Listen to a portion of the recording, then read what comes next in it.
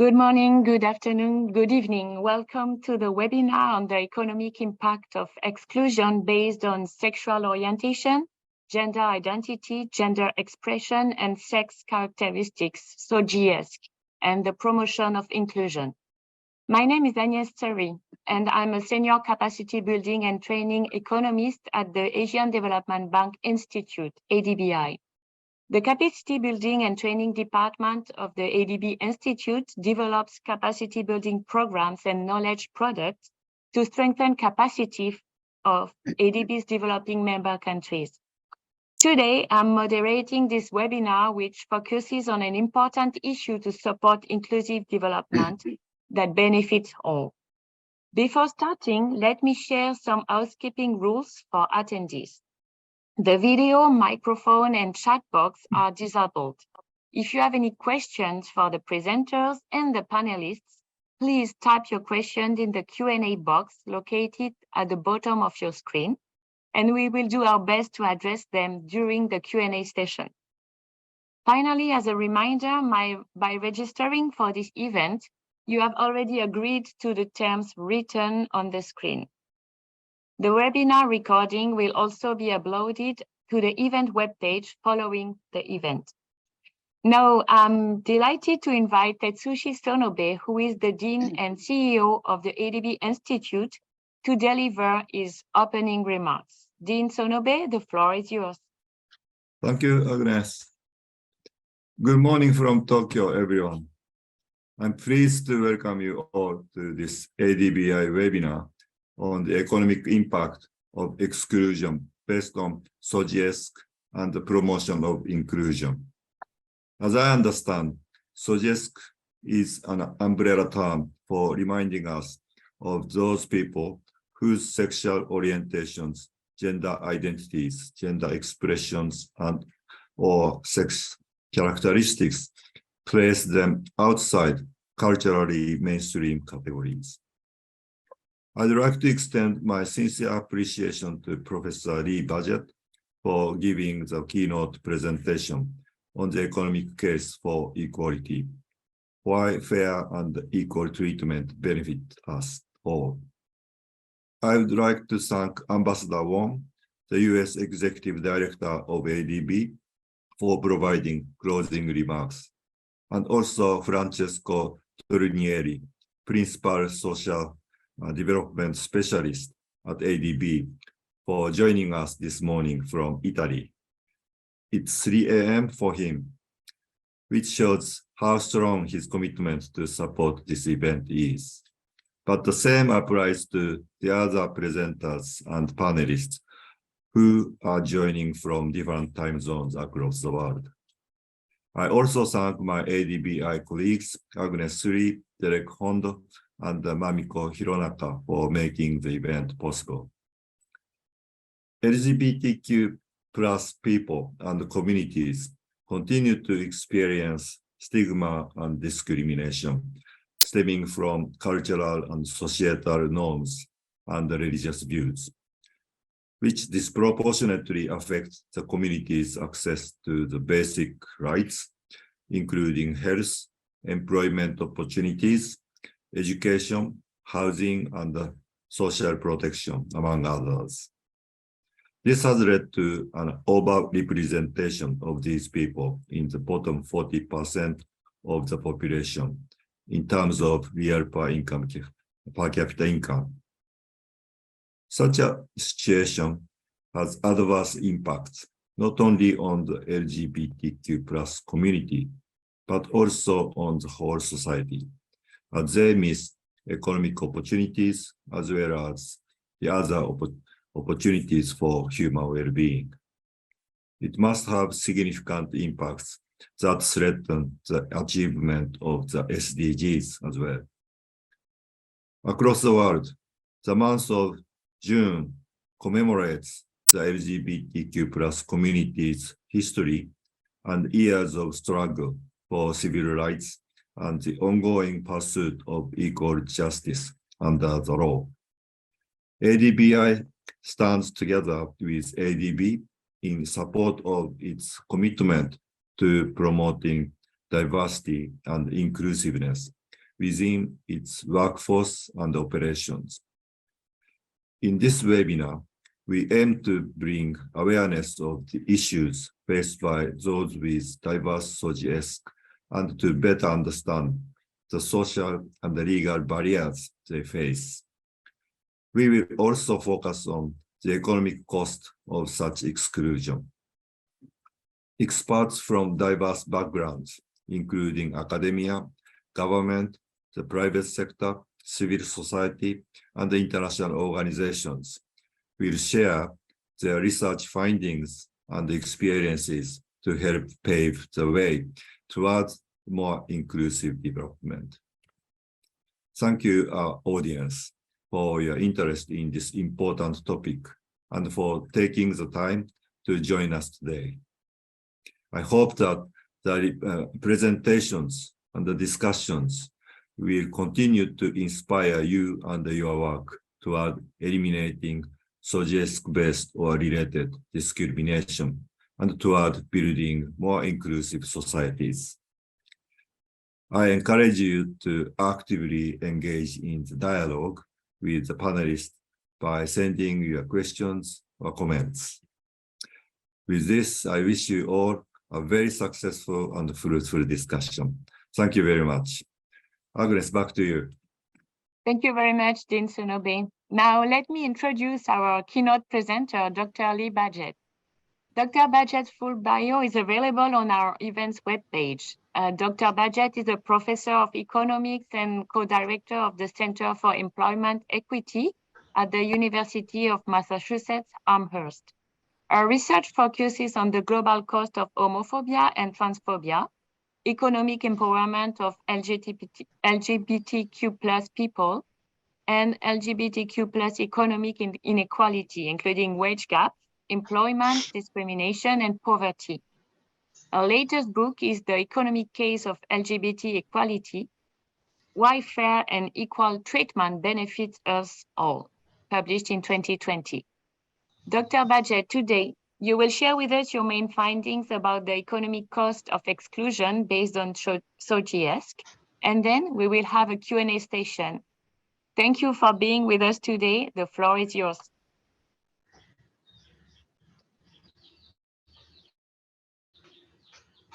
Thank you so much, Agnes and Dean Sonobe, for your kind words and introduction.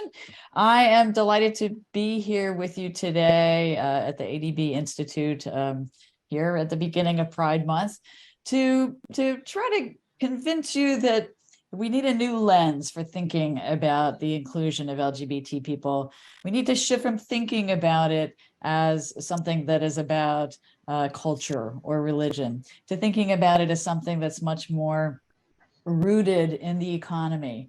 And I want to argue that while it's very natural also to think about LGBT inclusion as being clearly good for LGBT people, as for the many reasons Dean Sonobe was mentioning, it's also important to think about it as being good for economies as well. So that's my first goal. And then I want to say something about why it matters to look at it in this way. I'm going to take us through the connections between LGBT inclusion and what economists call human capital, or the productive potential of human beings. Human capital is very important when it comes to the development of economies. And I'm going to think about it in the three key contexts that come up in the context of economic development, in terms of thinking about education, thinking about employment, which is another side of creating human capital, and then finally to talk some about health, which is itself a form of human capital that affect how productive people can be. The other angle that I'll say less about, but I'm happy to talk about in the Q&A, is to think some about businesses and how LGBT inclusion can be good for them as well. And overall, what I want to convince you of is that greater levels of LGBT inclusion will be good for raising economic output for countries and their economies. So here's the core of it from what economists would call the microeconomic perspective, looking very closely at what happens to individual people and economies. The first place that LGBT inclusion matters from a very early age for all young people, but especially for LGBT people, has to do with their educational context. We know that all over the world, bullying is a very serious problem in schools. But for LGBT people, it's almost the expectation is that bullying will be something that LGBT young people will have to contend with. UNESCO, a few years ago, reviewed all of the research around the world and found 94 countries that have documented the very serious problems that LGBT young people face in schools, whether it's bullying from teachers, or perhaps even from fellow students, other forms of discrimination and poor treatment that affect both the quality and the quantity of the education that they receive. And we know that kind of treatment in this research is linked to lower grade point averages, higher levels of absenteeism, lower rates of going on to further education that people are capable of and may even want. There are higher levels of mental health problems that result for young people from these different kinds of issues. So overall, there's quite a bit of evidence in many parts of the world, including in Asia, that this kind of treatment, this exclusion in the educational context, will lower both the quality and the quantity of education that LGBT young people receive. And that is a very clear link to understanding how human capital is reduced because of exclusion. When we look then at the labor market, when people have finished their schooling and go into a job or into self-employment or running their own businesses, we see many forms of poor treatment that can have an impact on what people are able to produce in the workplace.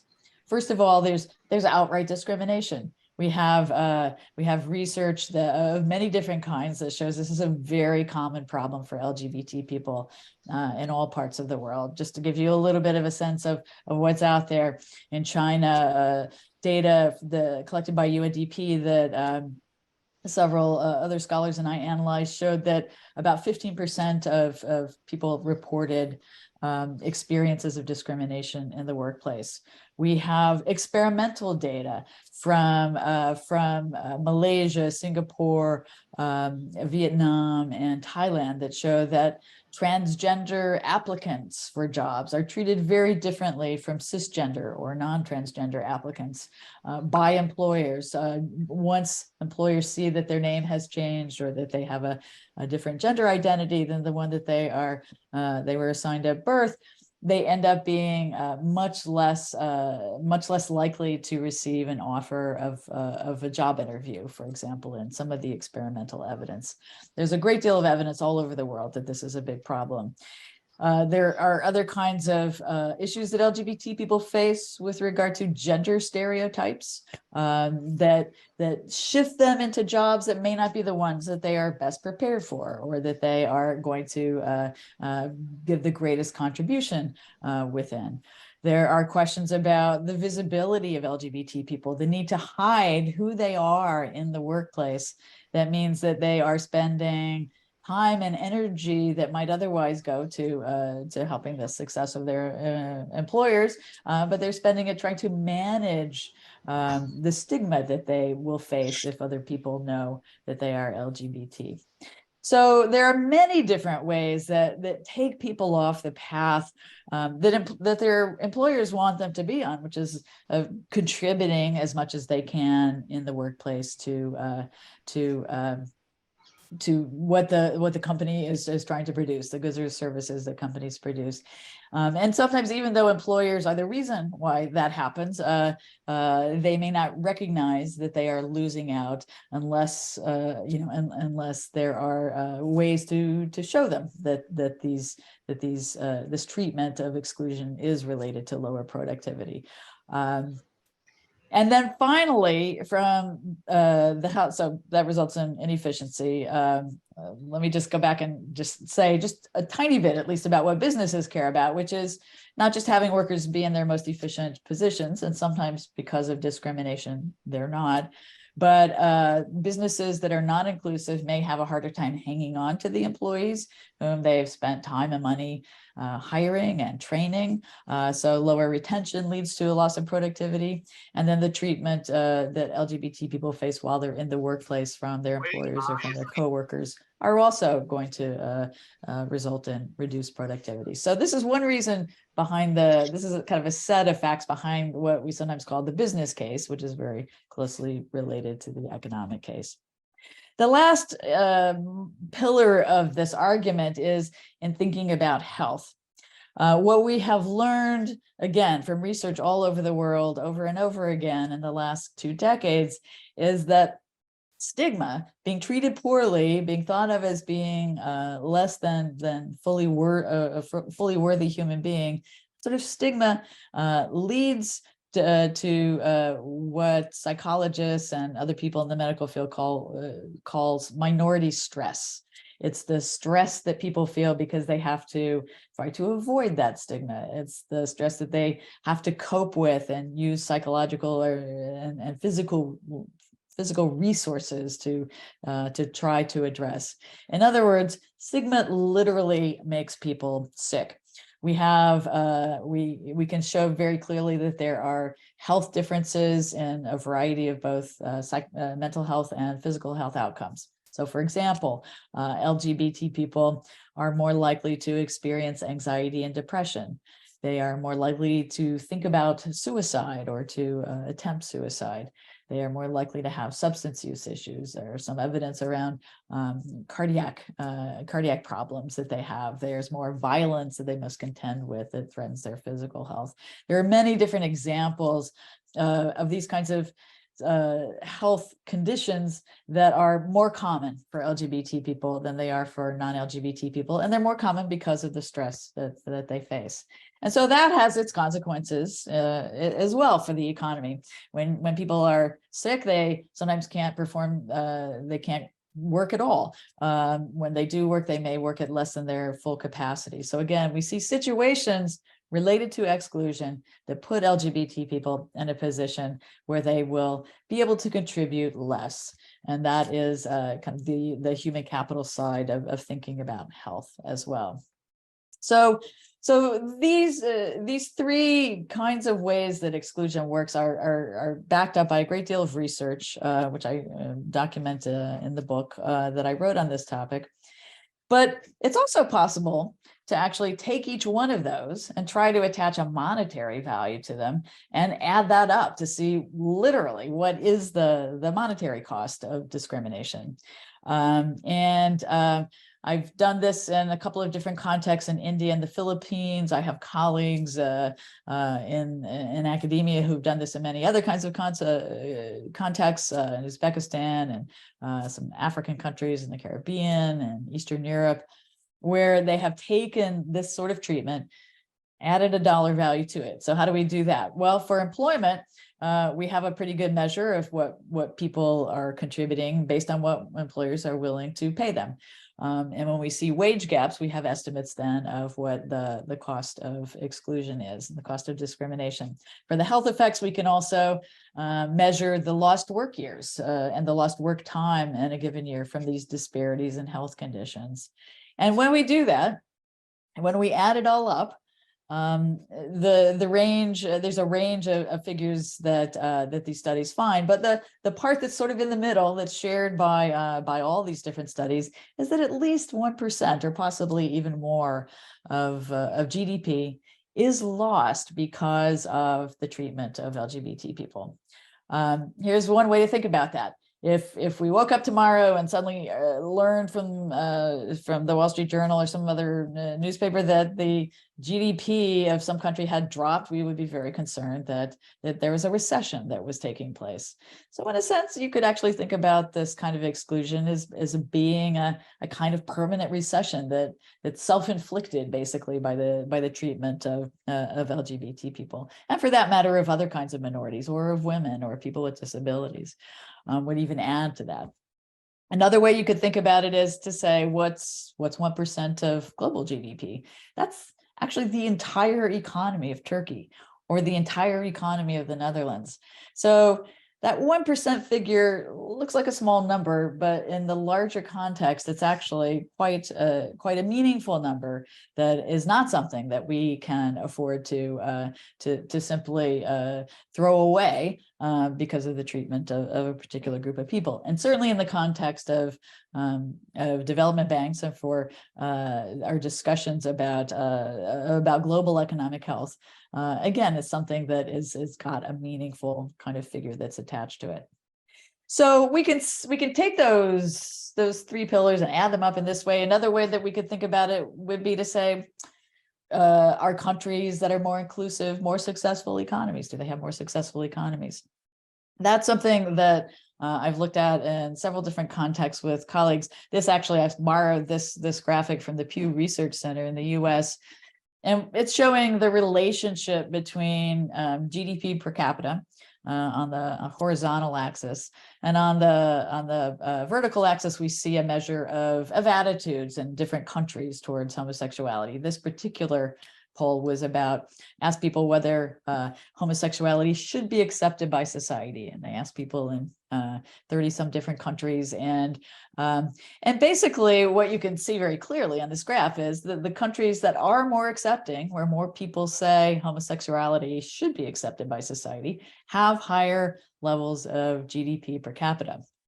Now it turns out that really no matter what measure you use, whether it's a public opinion measure or a measure of legal inclusion of LGBT people, and once you control for all the other things that affect the size of GDP in a particular country, there's still a very strong correlation between inclusion and GDP per capita. So one study we did was of emerging economies. We had a measure of the number of rights related to homosexuality, and an additional right was associated in that study with a 3% increase in GDP per capita. So again, a seemingly small number, but a pretty sizable effect at a macroeconomic level.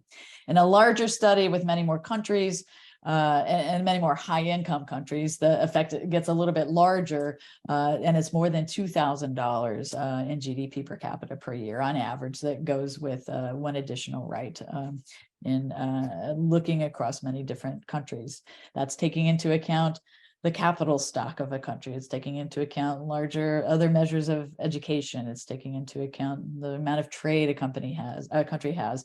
It even takes into account a measure of gender equality. And in spite of, and even when we hold all those other things constant, this correlation is still there. And as you can see, it's still very strong. So we can see this economic case for LGBT equality, the economic need for LGBT equality, through both looking, at a very detailed level at what happens to LGBT people, and looking at this very high level view of what we see at the macro level. So why does this matter? Why is this important? We have a competing argument.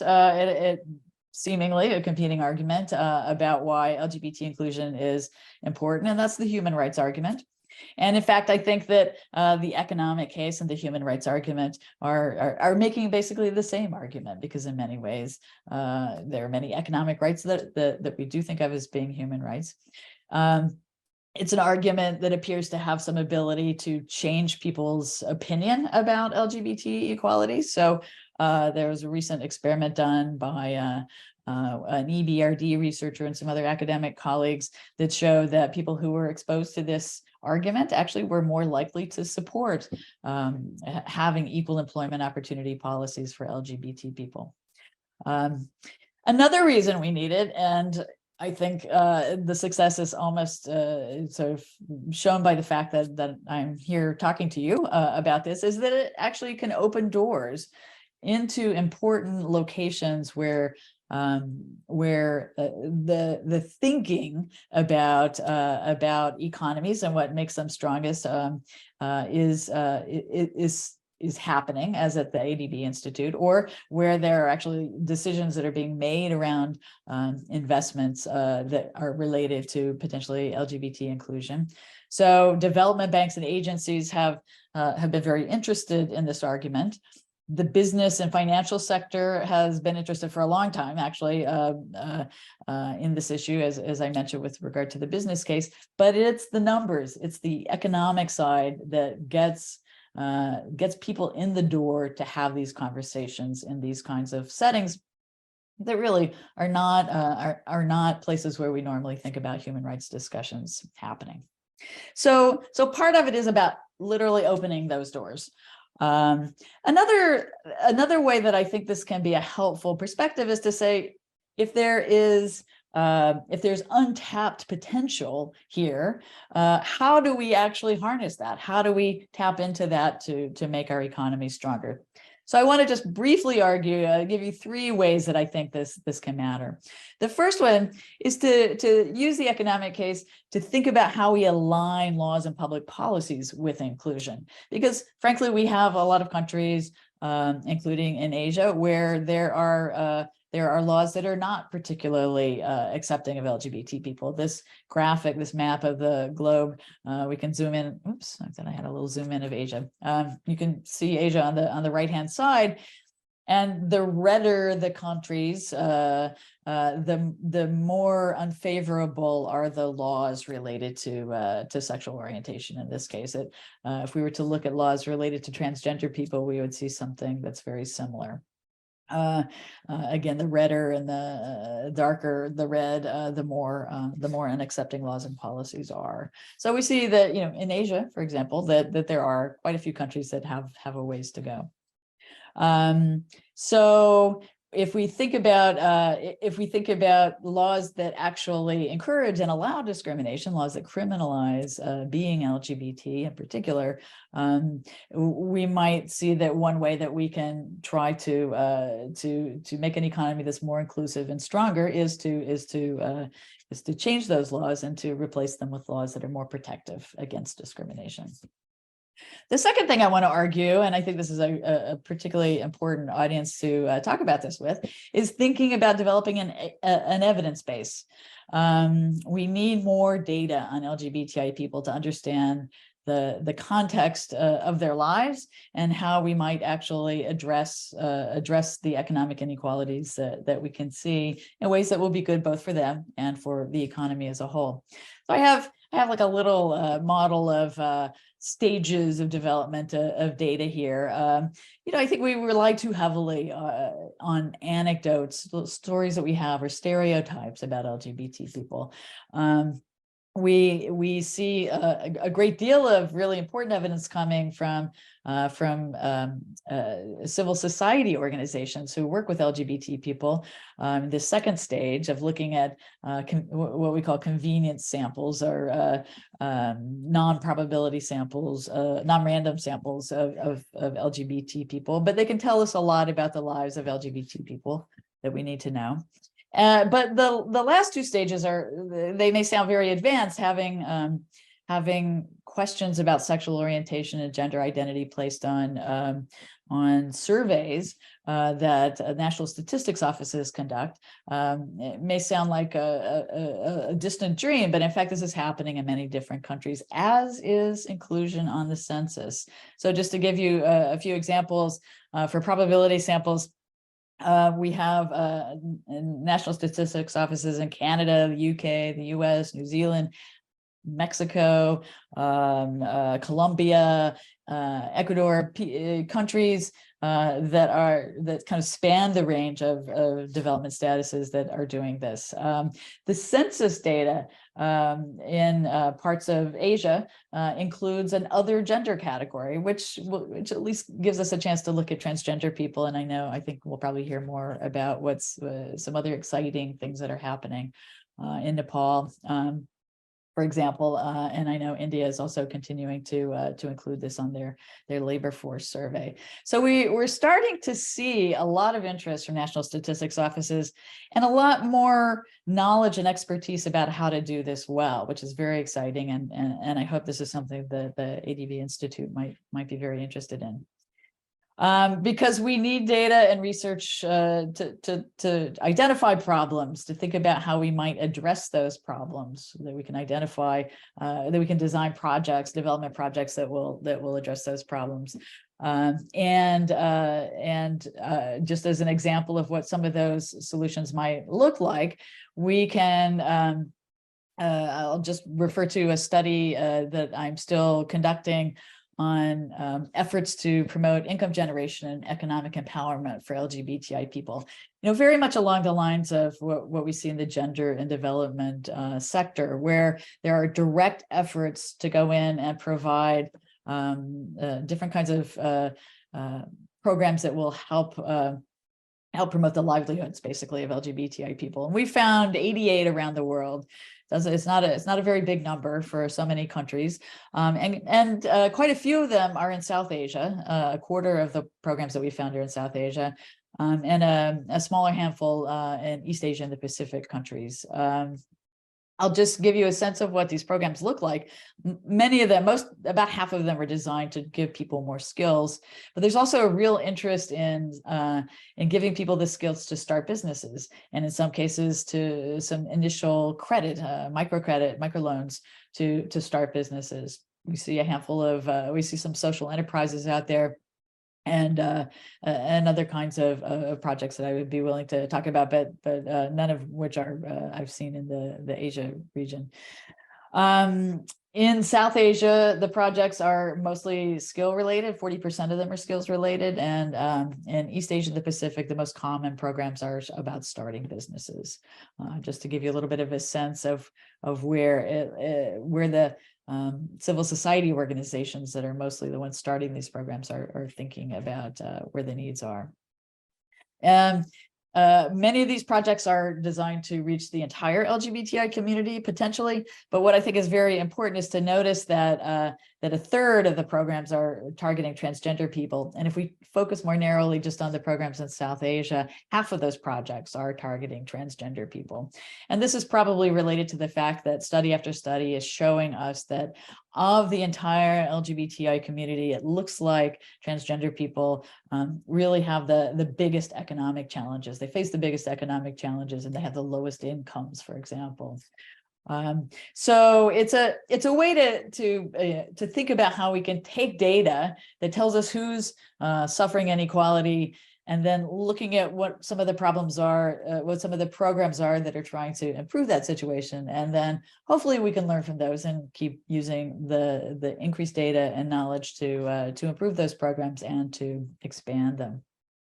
So I guess I will just end really with more questions that I think we can be asking at places like the ADB Institute, or thinking about how inclusive programs are that are being tried in the Asian countries, maybe through ADB or other programs. And looking at what other multilateral development banks are doing and how we can make those more inclusive, looking at microfinance institutions in particular, which are, a big sector in Asia and many developing countries, and thinking about how we can design, evaluate, and expand new projects. That's what's going to make a big difference for LGBTI people in terms of making their lives better, and it's something that will be good for all of our economies and will help us all prosper. So I will stop there, and again, wish you a happy Pride Month. Thanks. Thank you very much, Dr. Badgett, for such an interesting presentation. And you showed clearly that on top of being a human right. Promoting inclusion is also smart economics, and I think the case is very strong in your presentation. We have one question for you. In your recommendations, when you described policy tools that could help in unlocking this potential, you mentioned that data matters a lot. You also explained that there are several kinds of data that could be further produced. How can policymakers help in strengthening this data collection? Would you have a good example where policymakers were able to encourage and support data collection? And I have actually personally the same question for think tanks like ADBI. How can we concretely support this agenda when we support developing countries? What kind of survey would be useful?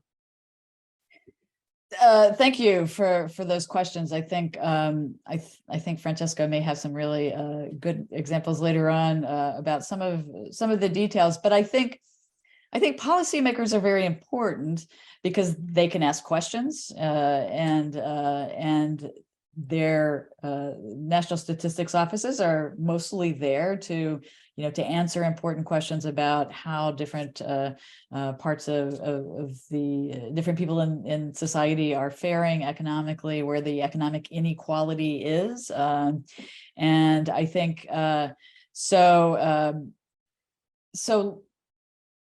taking stories of individual people that politicians, policymakers, whether they're elected officials or government officials, will often hear, that are very accessible, then to show that this is not something that's just happening to one or two people or five people, it's something that's systematic, and that will require some further analysis and further effort really to address, I think is one thing that policymakers can do.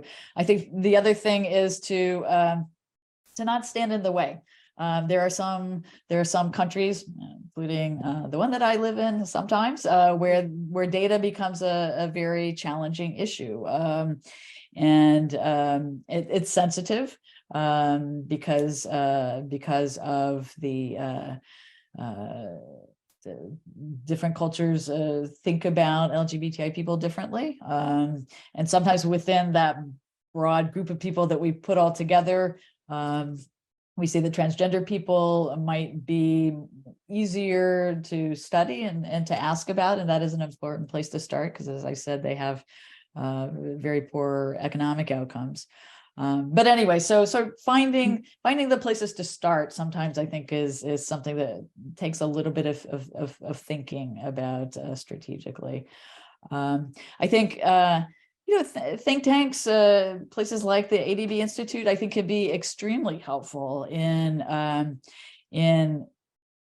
taking countries who've been doing this kind of work for a while and helping to understand what they've learned about how to do it, and then transferring those methodologies, that methodological knowledge to other countries can be very important. So I can say that I have sat in rooms where academics and think tank people talk to government officials and from national statistics offices, and we talked about the common concerns and problems, and the researchers walked away thinking, I know how I can help move this agenda forward by addressing that methodological concern that they have, and the NSOs were willing to do the same kind of work, and it kind of moved everything much farther along, much more quickly. Thank you very much, Dr. Badgett. I think it's the perfect transition because you just mentioned that learning from peers may be a good strategy to be supported by think tanks like ADB Institute. And as part of our webinar, now it's time for us to do a deep dive into two country case studies. So thanks again, Dr. Budget, for such an inspiring and clear presentation. So in terms of the two country case studies we want to highlight today, we will start with Nepal. Let me welcome Mr. Sunil Babu Pant, founding member of the Blue Diamond Society, the leading LGBTQ+ right group in Nepal, and a former congressman in Nepal. So Mr. Pant is also a filmmaker, as he recently produced and directed a movie about the suffering caused by forced marriage of LGBTQ+ communities in his country. Mr. Pant, how are people with diverse SOGIESC treated in Nepal, and what is the impact of such exclusion?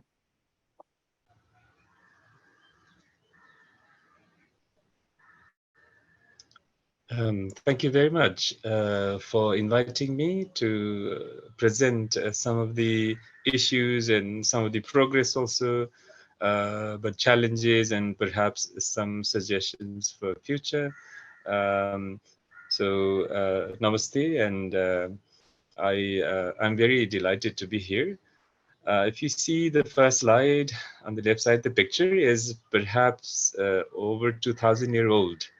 And Kathmandu has a lot of temples, and city was built upon matriarchal tantric traditions, which patriarchy invaded later on, but it still remains those things. And then this is one of the image depicted around elephant-headed god, Ganesh god, quite famous, and these are excluding heterosexual men and women. There are 4 other genders are depicted around this little Ganesh temple, and this is one of the male born 3rd gender. I put the photograph. So the gender identity and the diversity in terms of gender identity expression is much more liberal than what we think today in the West or rest of the world. So I will start in my presentation, give some of the using some of the what important to point out, what are the discriminations we have and perhaps exclusion we have. Despite in 2007, myself and 4 others took the government, Nepal government, to the court, and then court gave a fantastic decision. Saying first statement was LGBTI people. It didn't use the term LGBTI. It says sexual and gender minority communities are natural, because there was some argument about being unnatural or our expression, whether it's gender or sexual expressions, were unnatural. So court mentioned that, made that clear that we are natural. So it also gave a decision that allow 3rd gender people to have their own gender identity mentioned into the identity and passport. So Nepal became the first country to recognize gender other than men and women. Then also the asked all to scrap and amend all discriminatory laws and policies, and also asked to allow a same-sex marriage, but beforehand form a committee to do a study of social impact if we pass to the marriage law, and recommend government what kinds of marriage to allow same-sex couple. So, but despite that, and then despite the 2015 new constitution that ensures equality and guarantee of sexual and gender minority communities, there are 2 laws been passed in 2017, the Civil Code and Criminal Code. They still have 21 discriminatory provisions. So there is a legal discriminations, and then that leads to a lot of others, exclusion, including socio-cultural, whereas because of marriage law, adoption, ancestral property, and also including, for example, if a 3rd gender gets raped, it's not recognized as a rape. Only women can be raped in this country or recognized as rape. So these are, excluding. There's no protection from, for example, housing. If somebody throws you out or do not let you, because you are from sexual and gender minority communities, there's no protection from those discriminations. So bullying and abuse at home, schools, and workplace are still common. Then we have this social cultural exclusion, unfriendly educational environment. People have to leave their family and the villages because it's difficult to face all this ostracization. I mean, it's a tolerant country. It doesn't have violent attack or anything, but it's a lot of, nagging every day, calling name that makes people, especially young people and children, very difficult to focus on their education or career. So finding house is a humiliating experience. It's still and cost a lot. I see a lot of, especially the transgender has to pay a lot more to the same, room they want to rent compared to other, and then there is, of course, heteronormative marriage, which I've made the movie on this based on true stories. I will probably show a trailer if we have time permits. Then the economic, exclusion from economic participation. These are the practice, unwritten policy, which is a practice commonly throughout, whether it's government, non-government, or private sector. Not hiring if they know already, and then they fire if somebody comes out. So still common and difficult to start their own small businesses due to their displacements mostly, but various other factors, and almost impossible to access bank loan because either their identity do not match, or because they do not have any deposit security. Usually the banks, the greedy banks, and the microfinancing system would like to have.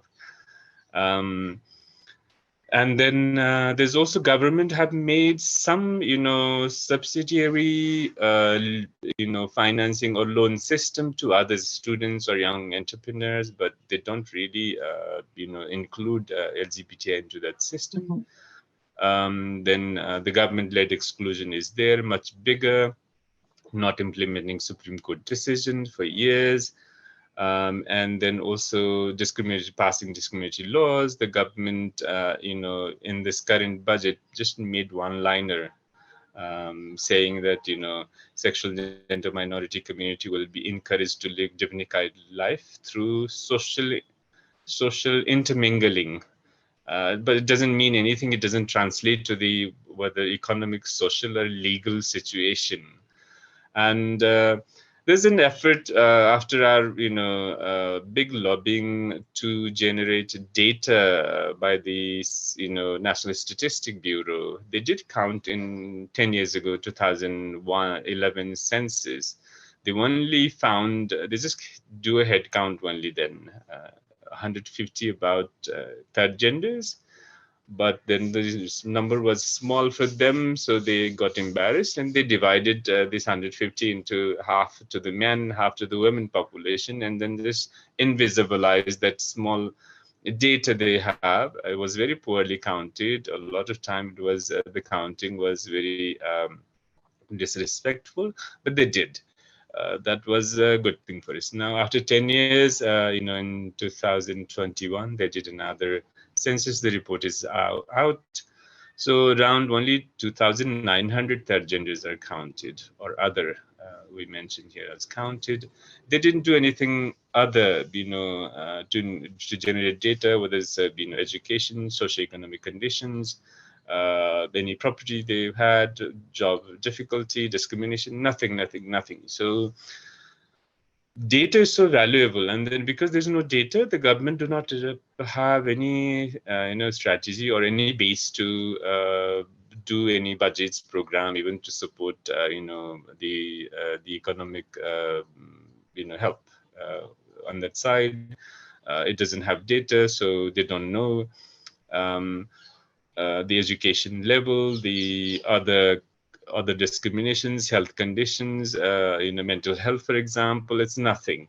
So there's a very deliberate attempt of the government not to have data of this community, because in a way it's positive that the government is starting something. So compared to other countries, Nepal is way ahead, but the other hand, the obstacles are still there. The challenges are completely in different level.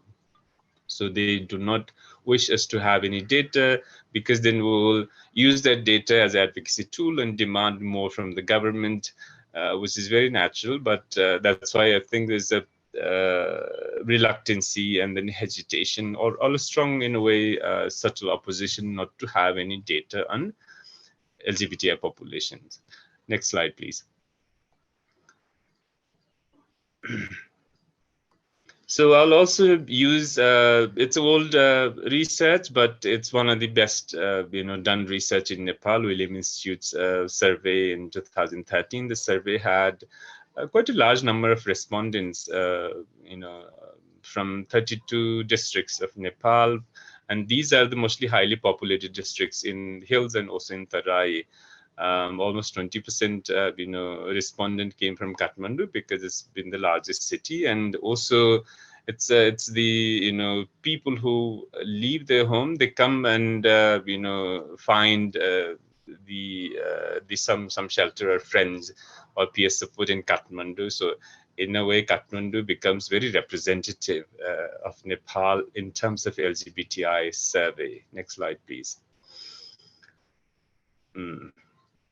So over 60% of the respondents reported experiencing at least one incident of abuse or discrimination in one of the 7 public settings that was looked upon in this survey.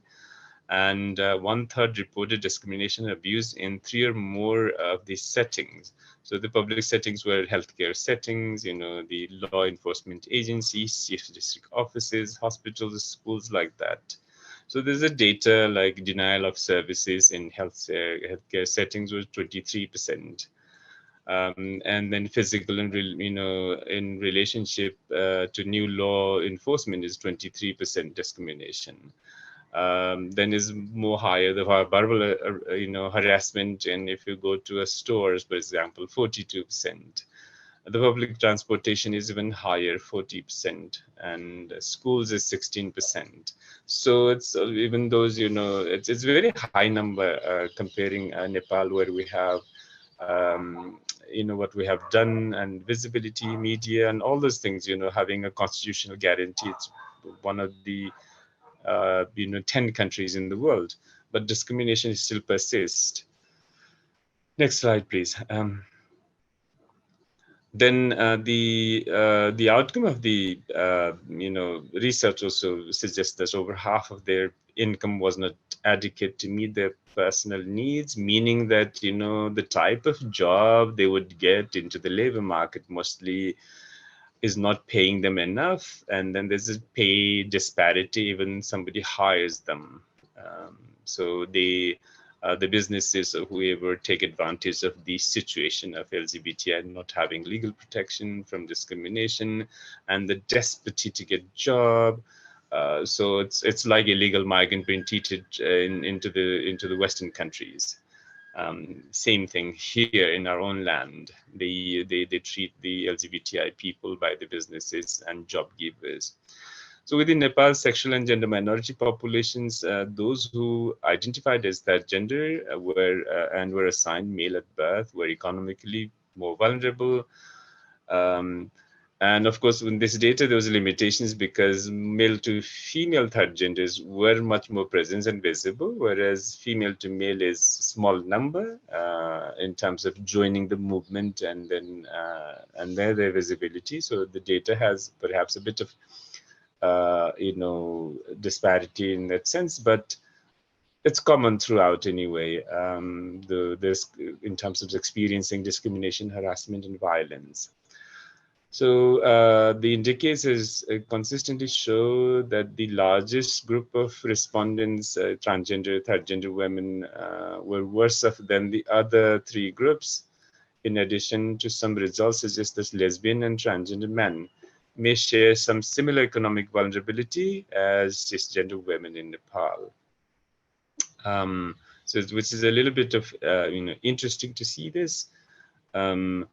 Perhaps because it's a patriarchal society, and then women, still not, relative to the cisgender men, and not really accessing more kind of job as a career, and are more housewives.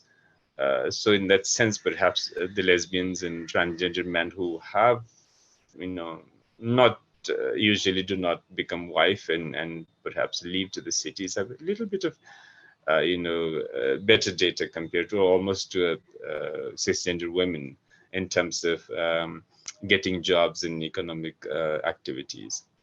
So over a quarter of the respondent had not worked in the past year, so that was very difficult to get job.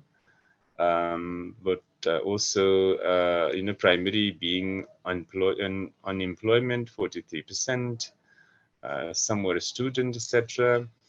Almost half of the respondent reported that majority of their employment was in salary wage work. So the entrepreneurship is almost, non-existent, because half of them unemployment and half were in salary wage, and they were like not permanent job.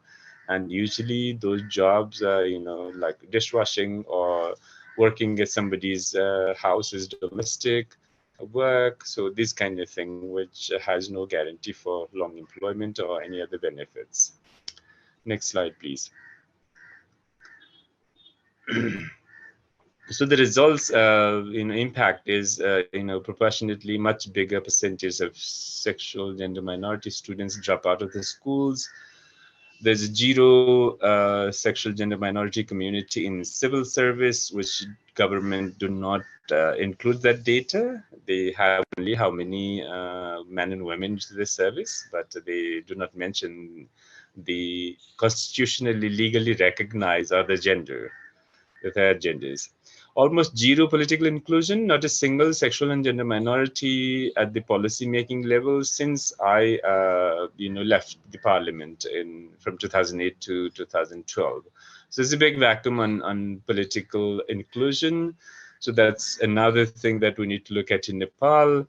We need to have active political inclusion programs so that more LGBT people are included into the political stream and be placed into the policy making tables.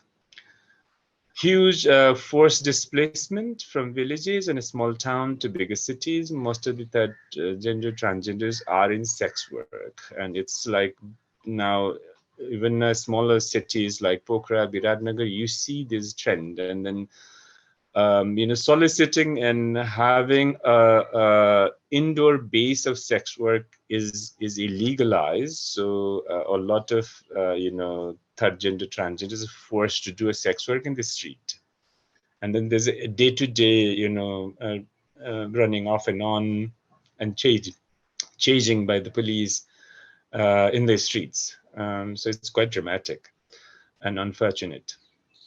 Discrimination and exclusion limits access to education and forces unfortunate displacement. So lack of education displacement makes job security and other engagement in economic activities more challenging, as well as increased vulnerability in violence, abuse, and additional discrimination, which makes them further marginalized. So the vicious circle is there's a spinning faster and is stronger. So discrimination and suffering of SGM communities will persist until legal, socio-cultural, and economic ecosystems ensures inclusion and protection of sexual and gender minority communities. And to do that, I think for Nepal, because we have done some milestone, including a constitutional guarantee, that we need to change this 21 discriminatory laws. So it's litigation intervention is one thing that we need to do. Second is political inclusion program as a big way we need to do, so that next election in 4 years' time we have more LGBTI candidates contesting but also winning. The third is I just also contacted, I've been called by the Education Ministry curriculum department that they want help from us to develop a teacher's guide program, because on the grade 7 and a bit higher, the chapter in health and social study have included LGBTI, but none of the teachers know how to teach. They're embarrassed, some of them refusing to teach. So it's a big dilemma going on. So asking me personally, plus other organizations, to help them come up with the guidebook and also some easy a tour, a kind of teaching tour kind of videos. So that's another thing, working on sensitization, but education, helping education curricula. Then we need to have a data. We need data. The 10 years census has missed us. So now, and also the way they do census, perhaps not the best way to generate data. So we need to specify different model of study and research on LGBTI. I think ADB and some others are working on it, but it's very important now we have this data generated. And then we have a lot more from government and from also other donors to introduce program and budget that uplift economic situation and bring this community into a mainstream economic activity, and then help to grow the GDP of this country. So with these thoughts, I would move to the next slide and ask you to play the trailer of the movie, which is based on forced marriage of a young man from a rural area. And then it's going very well in Nepal. I have shown it to the policymakers now with this, watching this movie, because the forced marriage not only ruins the LGBTI population, but also ruins the lives of men and women who become spouses of this LGBTI people, unfortunately. So after watching, they become very softened, perhaps now and then are positive to allow same-sex marriage. So please play the trailer. तपाईहरु मलाई किन बुझ्नुहुन्न? हेर्न मलाई बिहे भइसक्यो तेरो बच्चा जन्माउन 3 लाख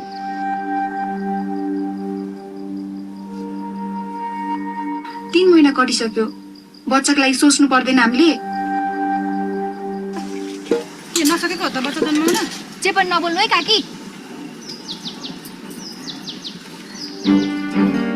बच्चा जन्माउन नसक्ने अलक्षिणी हुन्छन् अरे त अलक्षिणी छैनस् नि कान्छी तपाईहरुको बच्चा छ त हाम्रो किन चाहियो यसरी दुनियाको हेपाइ सहेर बाँच्न सक्दिन तर म तपाईलाई यो नर्कबाट जसरी पनि निकाल्छु नमस्कार हामी चाहिँ सभ्य समाज भन्ने संस्थाबाट आएका हौं सब यिनीहरु कन्डम बाडेर विकृति फैलाउँदै थिए के हामी बेसा हो र के हामी मान्छे होइन र सर यो बन्द कुरा भित्र के बान्छ कसलाई के थाहा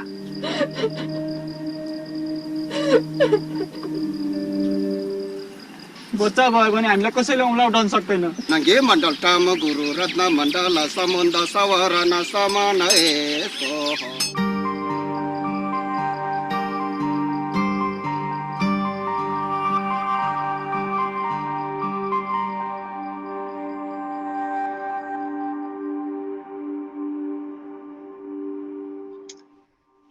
Thank you. I think we lost, because the streaming, we lost briefly the video and the subtitle. But yeah, this is the movie going very well, and now it's been shown by the colleges, the schools, the parliamentarians, UNDP helping to show it to the provincial parliaments.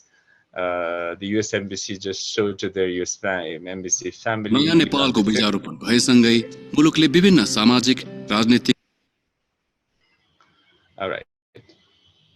Thank you very much. So, thank you. And then if you want to see the movie, please, yeah, it's available. It's not available online because I still want to take it to a few festivals. And but yeah, please contact me if you want to show the movie. It has, yeah, it's very nice and touchy, and it opens a lot of people's heart. Thank you very much. Thank you very much. The trailer is indeed very impactful, and also thank you for illustrating so impactfully what Dr. Badgett was describing just before. So now let's focus on the case of the other country case study we would like to highlight. This is the case of the Philippines. this case will be presented by the mayor of Quezon City, Mrs. Joy Belmonte. Mayor Belmonte is widely known as a champion of good and inclusive governance and an activist for gender rights, and she's also a strong supporter of LGBTQ+ inclusion. Mayor Belmonte, hi, good morning. What is the current situation in the Philippines, and what are the actions currently taking place to promote inclusion? Good morning, Agnes. I'll present to you my paper. In contemporary society, conversations surrounding sexual orientation, gender identity and expression, and sex characteristics have become more intense. We have seen changes in public perception in recent times, and with this, shift in government policy in many countries throughout the world. Despite this, however, exclusion persists, discrimination is still prevalent, and equality, acceptance, and respect on the basis of SOGIESC remains elusive for most. For example, while same-sex marriages are now legal in 34 countries, it is noteworthy that Taiwan and South Africa are the only two countries that have legalized same-sex unions in their respective continents. Although just last week, a court ruling appears to have moved Japan one step closer to marriage equality. Meanwhile, just as recently, Uganda passed one of the world's harshest LGBTQ laws that includes the death penalty for, and I quote, aggravated homosexuality. An online travel site that published a report on the safest and least safe countries for LGBTQ travelers in 2023 indicate that out of 203 countries investigated, 50 can be considered LGBTQ+ friendly, while 82 countries were not, based on 10 factors.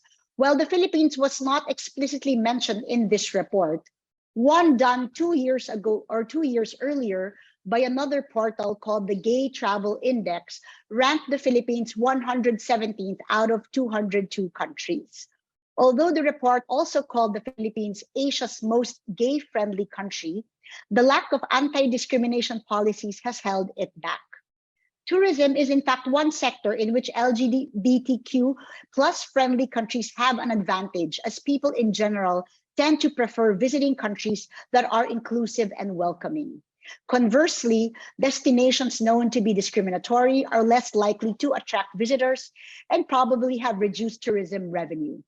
Enterprising tourism operators in the Philippines have capitalized on the LGBTQ+ market by organizing tour packages specific to such couples. When it comes to social acceptance of LGBTI people, a report published in 2021 by UCLA ranked it 36 out of 175 countries, and I'm referring to the Philippines.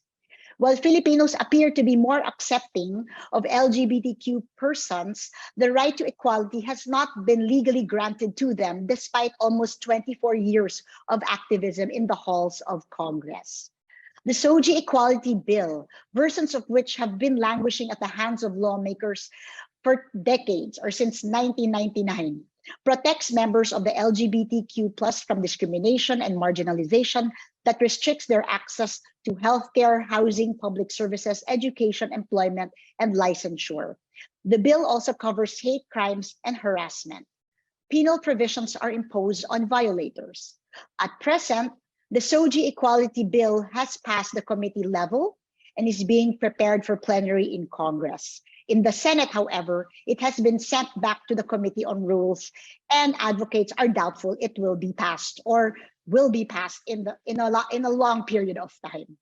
In the absence of a national law, local governments such as Quezon City have passed ordinances.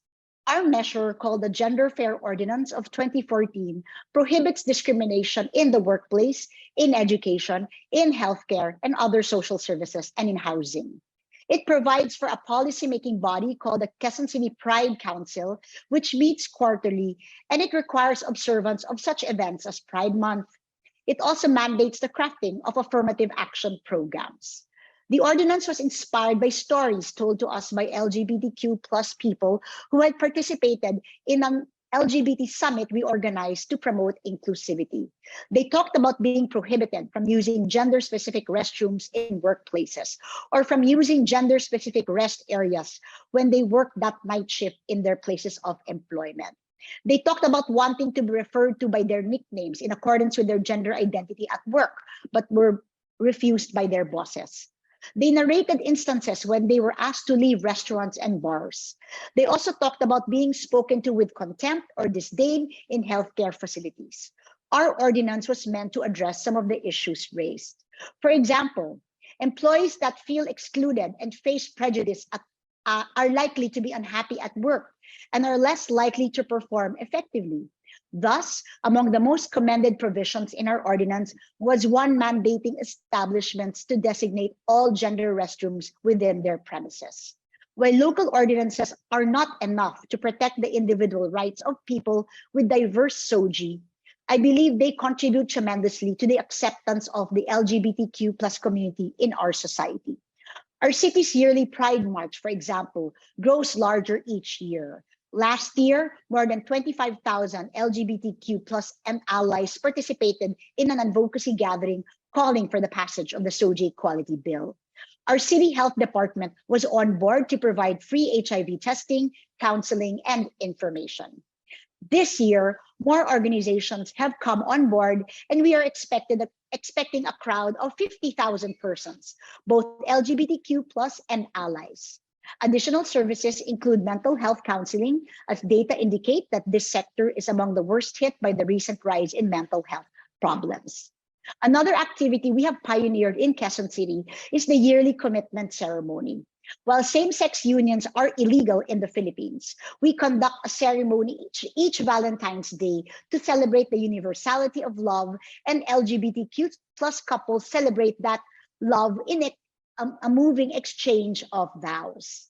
To my knowledge, both these events have not received any negative feedback and in fact have been praised in many circles. And now it appears that even without a national law, the sector and its allies are empowering themselves to the best of their ability, given the circumstances they find themselves in.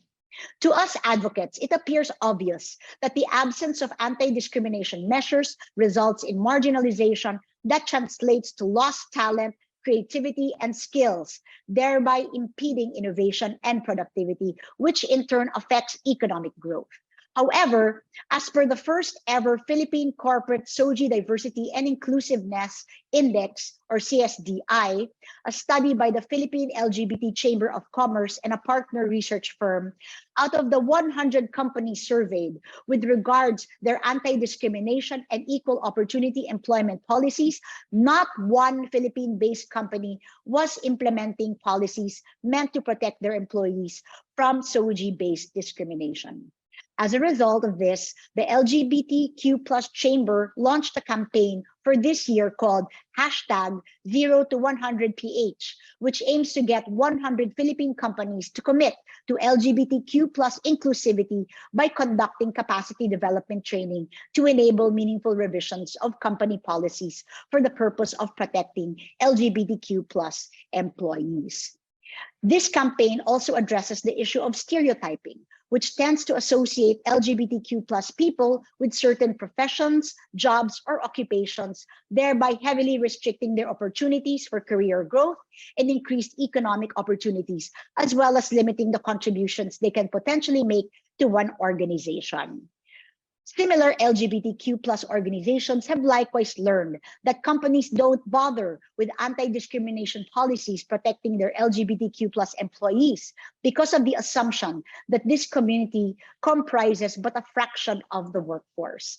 This has resulted in the migration of the LGBTQI+ community online, where they participate in economic development via e-commerce, which they consider a safe space.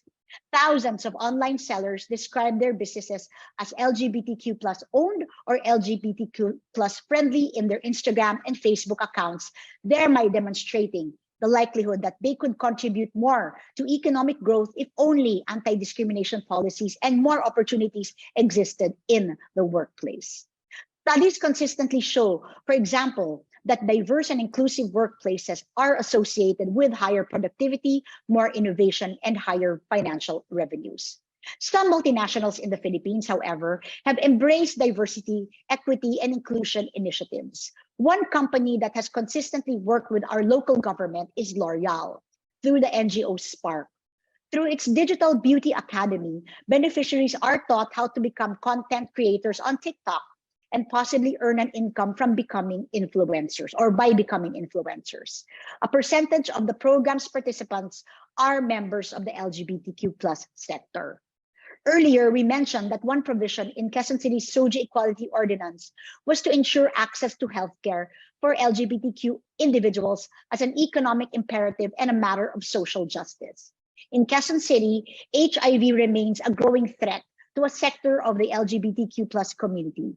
To ensure access to testing and antiretroviral therapy, the city offers a comprehensive program through 8 social hygiene clinics and 3 sundown clinics that offer free and confidential services, including counseling. These will become 6 sundown clinics by the end of this year. Quezon City is the leading city in HIV prevention and response and is also serving persons from other parts of Metro Manila and nearby provinces free of charge.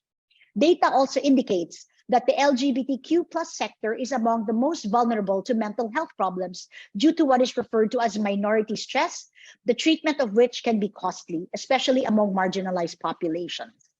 Quezon City was the first city in the Philippines to pass a mental health ordinance in the country, and among the services being offered are free prescription medicines, psychological first aid, and counseling.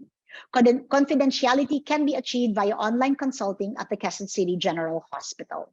In a country where same-sex marriage is illegal and an LGBTQ+ individual cannot include his or her partner as a dependent in a health insurance policy, we are currently reviewing a program that utilizes a special power of attorney or SPA to recognize an LGBTQ+ partner's right to become a health insurance beneficiary, following the affirmation of the Insurance Commission that members of the LGBTQ+ sector can choose their partners and as insurance beneficiaries.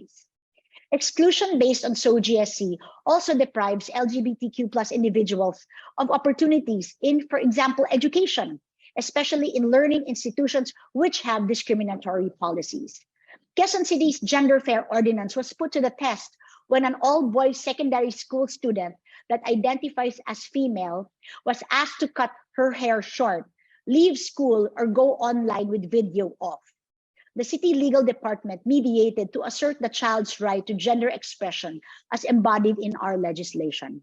Had this intervention not worked, a case would have been filed against the school as per our ordinance. As per data, at least 7 out of 10 LGBTQ+ youth in the Philippines are bullied in schools. The experience of being bullied has been shown to affect learning outcomes and learners' state of mind and is likely to have a lasting effect on a child's future. Hate crimes, violence, harassment, and other forms of verbal and physical discrimination against the LGBTQ+ sector has likewise been addressed by another ordinance, which creates a protection center for victims of gender-based violence and abuse. This protection center is a one-stop shop crisis center that provides legal, medical, psychosocial, economic, and spiritual assistance to women, children, and LGBTQ+ victims and their families, either as stay-out clients or residents in our temporary shelter. Meanwhile, I'm proud to relay that just 2 weeks ago, the Quezon City Pride Council, which I head, approved our strategic action plan for 2023 to 2028. This is the first comprehensive plan for the LGBTQ+ sector in the Philippines. Dubbed G-Pride, which means governance, policy, redress, inclusion, diversity, and empowerment, this plan contains our city's ambitious goals for the LGBTQ+ community in the next 5 years. We believe that LGBTQ+ can contribute greatly to our city and country given the proper environment, support, and opportunities. And we seek to empower them to their fullest potential so that they can contribute to our shared vision of a prosperous and progressive nation. Thank you very much for listening and have a wonderful day ahead. Thank you. Thank you very much, Mayor Belmonte, for sharing extremely useful examples to showcase how local government initiative can also change the situation. We have one question for Mr. Pant from the participants. Someone is asking how could Tantric Newari Buddhist culture help revive LGBT plus people inclusive society building in Kathmandu Valley? So yeah, over to you, Mr. Pant. Thank you. Thank you. Great question. I was an ordained Buddhist monk for 2 years and 2 months, mostly during the COVID lockdown period. But I've been doing meditation for the last 26 years, and as a hobby and a low-key, I also help people with meditation from Tantric tradition, which is a tradition that started from the time of matriarchal system. So in Kathmandu Valley, it's a very mixed tradition now. The Buddhist comes and mix up with that matriarchal system. This is a great Tantric Buddhist tradition, but also Tantric Hindu traditions. And in Tantric system, the genders and sexuality is much more liberal than what we just imagine to think in the West, but also the rest of the world. So I put one picture in my first slide. There are so many other stories and the iconography, which shows very liberal, not just for LGBTI, but also for women. So the Buddhist Tantric traditions of Kathmandu Valley will help whole gender spectrum, to get equality and non-discrimination. But also, as I do every Saturday, if I am in Kathmandu as a hobby, I don't charge anything. I call it Tantra Heritage Tour, and it's getting popular. So taking those small temples and symbols, signs, explaining culture, history, the festivals here through matriarchal lens. So it's quite an educational thing for people, and even for the local, the interpretation was given by the patriarchal lens. So it's revisiting, reclaiming our own history, the liberal gender and sexuality, culture, traditions, economic system, the social system, and also spiritual system we had in the past. And the remnants are there, can be easily revived. So it would be also a good benefit to increase tourism if we want to, have more economy and perhaps train from sexual gender minority communities to become a tour guide, or make more get into this tourism business. It will benefit not just this community but the whole country.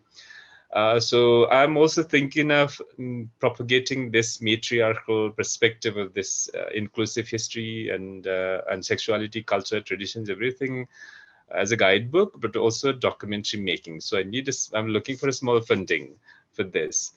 So anybody interested on this or wants to visit, if you are in Nepal, contact me. And if you want to help bringing this matriarchal, very liberating, ancient system of economic, social, cultural, the spiritual, as well as gender and sexuality, do consider helping this documentary. Thank you very much. Thank you very much. So now we are just on time to continue our program, and we will actually dedicate the remaining time in this webinar to discuss recommendations and policy instruments to support inclusion of people with diverse SOGIESC. So today we have a wonderful panel which will be able to provide diverse perspectives. Let me welcome first development practitioner, Francesco Tornieri, who is Principal Social Development Specialist at the Asian Development Bank. Francesco supports countries from South Asia. Then we have also Kathy Teo, a business leader from Singapore. Kathy is the founder and CEO of Expointo Media. She's also co-founder of Q Chamber, the Singapore's LGBTQ+ and allied Chamber of Commerce. And she's also a board co-chair of Outright International, a leading international queer human rights organization. We have also Naosuke Fujita, a lawyer and legal expert. Naosuke was general counsel for Goldman Sachs, Japan, and is now the co-president and co-founder of a lawyer for LGBT and Allies Network, LLAN, a Japanese non-profit organization dedicated to eliminating discrimination and prejudice against sexual minorities. And finally, we have two education specialists, Eugen Somo, Chief Program Officer at the National Commission for Women and Children in Bhutan, and Dr. Sonam Chuki, Program Analyst from the same commission. They are both working at the Ministry of Education and Skills Development in Bhutan and are strong champions for gender rights. So the panel discussion will include 2 rounds of questions, and each panelist will have 3 minutes to respond. So welcome all. Let me start with Francesco Tornieri. Earlier, Mr. Pan shared about the situation in Nepal and progress made in improving gender equality and social inclusion. Within ADB, the Asian Development Bank, the South Asia Department recently developed its own gender equality and social inclusion framework, also known as JESI framework, to help guide the department and its resident missions toward accelerating further progress in this area. Francesco, could you please give some of the background behind this framework and explain how it aims to eliminate SOGIESC-based exclusion? Thank you very much, and really thankful to listen to Sunil again and again, and to the mayor of Quezon City. So very inspiring statements to pave the way to the panel discussion. And thanks for the opportunity to the ABI to present the key feature of the Gender Equality and Social Inclusion Framework, or JESI framework. The JESI framework was the result of a 2-year consultative process, which is kind of rare at the Asian Development Bank, that we conducted over the COVID period in specific consultation with women, advocacy, and identity-based civil society organizations, and with government. And it is the first time that through a consultative process, the issue of sexual orientation, gender identity, exclusion, and sexual characteristic came forward to the fore as one of the key areas of exclusion and vulnerability. Hence, another important element, obviously we're not here to change norms within the organization, but we have to report that from a South Asia perspective, the concept of gender is increasingly defined both by government and civil society in a non-binary manner. Hence, the JESI framework adopts a non-binary definition of gender, which is applicable to all the work we do in South Asia. This is obviously not necessarily in line with the current definition of gender in the ADB gender policy of 1998 and the operational plan for gender, who supports a binary definition of gender. So once again, I insisted on the consultative process followed, 2-year iterative consultation across all the South Asia member countries. The results of the, maybe you can go to the next slides.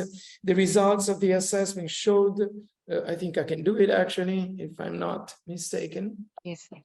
Or maybe somebody else can help me clicking the right button for the next slides. I don't know whether... We are trying, sorry, Francesco, yes, it's coming it's now.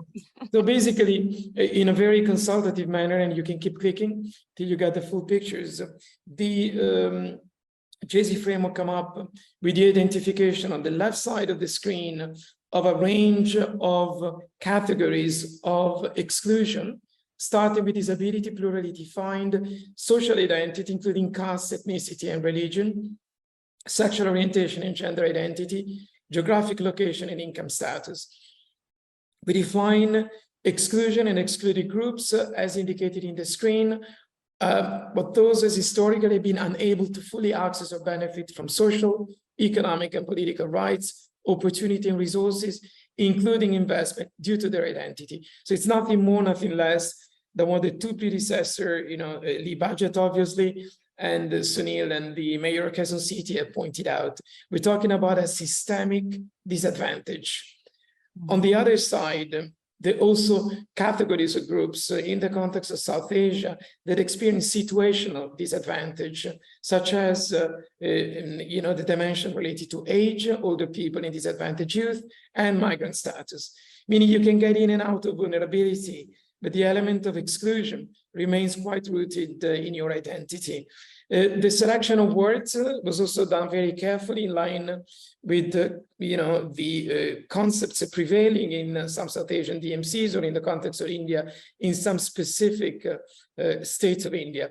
So basically, in the context of ADB operation in South Asia moving forward, we will increasingly use the word excluded groups, vulnerable groups, but also disadvantaged group as a sort of umbrella expression that encompasses both the concept of exclusion and vulnerability, and is used when the word exclusion may be inadvertently perceived as a government-led exclusion. So we got instances of, lack of desire by selected project executing and implementing agency to use the word exclusion. But I must admit that in the past 3 to 5 years, those instances have been reduced almost to zero.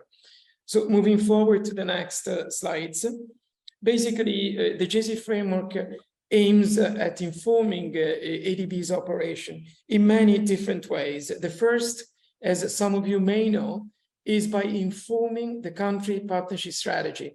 The country partnership strategies of Multilateral Development Bank are basically a major contract designed or drawn from the ADB and the governments in modality through which the assistance of the Asian Development Bank will be delivered to the member countries. In this respect, we will inform, and we have informed successfully a few weeks ago, the country partnership strategy of India, following the country partnership strategy of Bangladesh on non-binary concept and a strong commitment to support SOGIESC issues within the ADB lending, within the ADB grant, and within the ADB technical assistance. And the guidance note, which is fully informed by SOGIESC dimension, has been drafted. The second one, sorry, maybe if you can go back, an area number 2, so one more click. More click, okay, one more. Great, so just sticking there. One of the areas that has been neglected in the Asian Development Bank is informing SOGIESC consideration in the current policy and legal regulatory reform. We noticed with a little sense of appreciation and pride that having established a trust with selected government in South Asia is bringing us to new opportunities for JESI-specific or responsive policy dialogue and reform. Hence, the engagement into policy dialogue and reform is an emerging area where more can be done. Next click. I think an important area that characterizes the Asian Development Bank approach is the engagement with sector and thematic agencies, but particularly with the sector agencies. And in this respect, we have defined a guidance note to inform the design of what we call the JC strategy within specific executing and implementing agency. We also have a self-assessment tool, which is also inspired. It's a self-assessment tool for infrastructure agency who self-assess their commitment to gender equality and disability as a sort of traditional module, and then a more advanced module which adds SOGIESC for more advanced agency. And last but not least, we have developed a training program and e-learning program. The last point that has been neglected in the past that formed the core of the JC framework, and I think I echo, obviously, the voices of Dr. Lee Budget and others, Sunil in particular, and I think the mayor as well, emphasizing the lack of data, but also when you do set a baseline, the ability to monitor the end line. So one of the commitments of the JC framework, and I think whoever is in charge of the slides can click the last so that we can see it all. In conclusion, it's a commitment to integrate JC, gender equality and social inclusion, in its dimension of exclusion and vulnerability at different stages: country partnership strategy, project design and implementation, policy dialogue and legal reform, gender, sector strategy and engagement at the sector level, and last but not least, monitoring of results. So with that, I'd like to leave you as a sort of initial thought, and I may get back to some more details later. Thank you very much, Francesco, for sharing with us such a refined and comprehensive framework to shape how countries can approach the issue. Now, Katie, we would like to hear from you with years of experience in the private sector and as a co-founder of the Q Chamber, the Singapore's first LGBTQ+ and allied Chamber of Commerce. What are the main barriers people face when it comes to employment based on your experience? And how can we continue to build more inclusive working environments where there is equitable access to professional opportunities without SOGIESC-based discrimination? Katie, over to you. No, thank you, Agnes. So first of all, thank you very much to ADB and to ADBI for facilitating this dialogue. And thank you very much for the inclusion on this ADBI panel. I have been a fan of Professor Badgett's work, and I had the opportunity to hear her speak at a US Embassy event in Singapore. And in fact, in preparation for this webinar, I brought along a copy of Professor Badgett's book, wonderful book, with me. So I'm hopefully very prepared. So to answer the question, there are many barriers that people can face when it comes to employment. But when it comes to LGBTIQ people, we encounter particular and more barriers and challenges in the workplace due to our sexual orientation and our gender identity. So first and foremost, what we have to contend with is discrimination and prejudice. And this is something that might start at the job search level.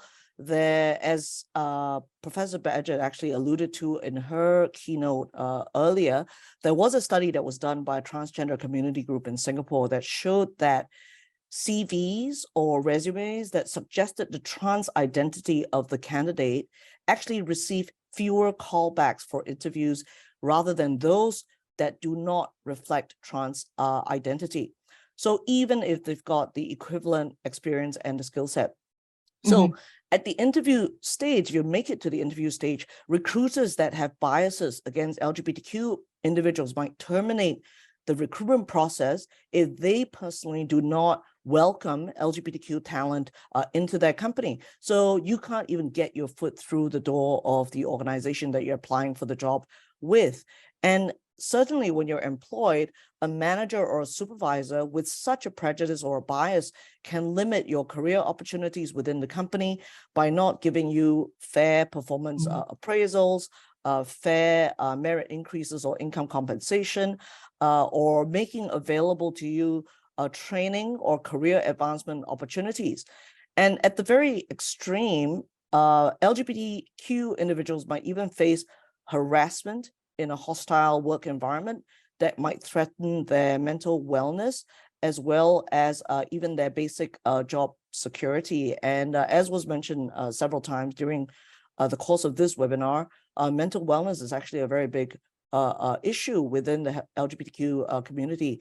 So another issue that LGBTQ individuals may encounter challenges in access is that they may encounter challenges in accessing partner or spousal benefits, parental leave, or workplace policies that are not inclusive or do not consider diverse family structure outside of what is deemed to be traditional and mainstream.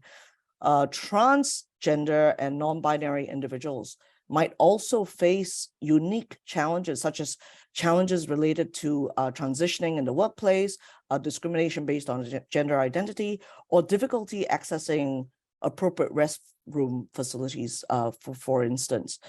A key barrier is that in many countries there's a lack of comprehensive legal protection for LGBTQ people in the workplace. As an example, Singapore is in the process of enacting a so-called Workplace Fairness Act, which is meant to be our anti-discrimination legislation for the workplace, and it protects against workplace discrimination based on factors such as age, gender, race, ethnicity, disability, or religion, but it excludes protection on the basis of sexual orientation and gender identity. So unfortunately, the current iteration of the proposed workplace fairness legislation is not very fair towards and does not protect LGBTQ people from discrimination in the workplace. And this is something that Q Chamber, which is the queer and allied chamber of commerce that I had helped to co-found, that we've given the feedback to the government as part of their consultative process to register our protest for the current iteration of the workplace fairness legislation proposal. And we've submitted that feedback along with some other LGBTQ groups, as well as other civil rights groups in Singapore. I mean, the second part of the question is, how do we continue to build more inclusive working environments when there is where there is equitable access to professional opportunities without SOGIESC-based discrimination? So following on my earlier point about the impending workplace legislation in Singapore, governments in Asia and around the world can certainly enact more LGBTQ-friendly legislation, as well as policies that encourage the removal of SOGIESC-based discrimination. In terms of how we can build more inclusive working environments where there's equitable access to professional opportunities, it is crucial for employers and organizations to inculcate as part of their corporate core values to declare that they are a diverse, an equitable, and an inclusive workplace. But beyond having just a corporate statement on their website that says that, they need to have company policies that protect LGBTQ individuals from discrimination and offer resources to ensure equal opportunity and fair treatment of all employees, regardless of their sexual orientation and gender identity. And this can mean providing diversity and inclusion training to all managers and employees within the company. It can also mean creating an LGBTQ employee resource group or facilitating a company-wide pride network. It can be providing parental leave for queer parents, because LGBTQ parents are simply parents who need support from their employers, just like everyone else. And solutions such as creatively aiding in the relocation of a same-sex partner or spouse, even if the country that the employee is relocated to does not recognize same-sex partnerships or same-sex marriage and won't provide a visa for the partner or the spouse that's coming along. So, and I guess at the most favored allyship level, even assigning all restrooms on company premises as all gender restrooms, as opposed to male and female, would be something that would be really welcoming for and considerate for trans identified employees, for instance. Thank you very much for sharing so many concrete examples of actions companies can implement to improve the situation. Now turning to Naosuke Fujita-san.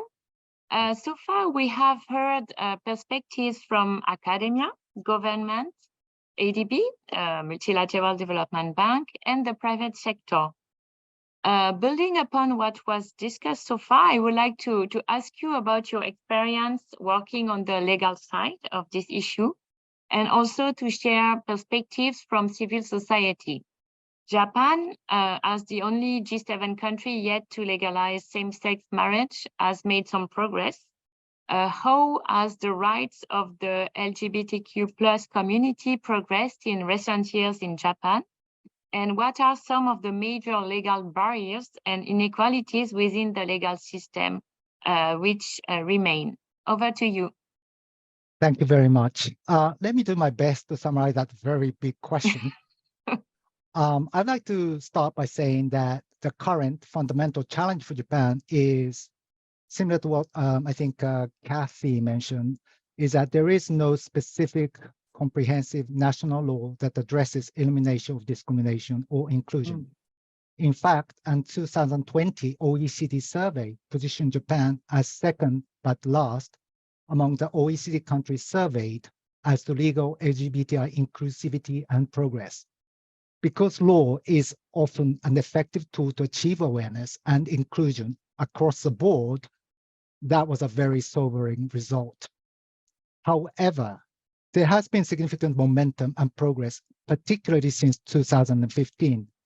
This is perhaps best illustrated by the rate of adoption of same-sex partnership systems by local governments in Japan. Local government same-sex partnership system does not have the force of law, but was the first official recognition of the dignity of same-sex partnership relationships by a governmental sector in Japan. Just 8 years ago, in 2015, there were only 2 local governments that adopted the system. 4 years later, it was still only 11. Over the past 3 years, that number has grown to 278, and together they cover 68.4% of Japan's population. Recent media surveys also underscore this trend, with a majority supporting legal protection and particularly marriage equality. With the younger generation, defined as those in their 20s and 30s, so it doesn't include me, that often becomes a super majority. Corporations, an important voice in this debate, in 2018, no corporation publicly supported marriage equality. Now public corporate endorsement has grown to 378. There has also been, as was mentioned earlier, a promising judicial development. In 2019, litigation seeking marriage equality was initiated across Japan in 5 major cities. This was strategic, not only seeking individual relief, but also to bring about social change.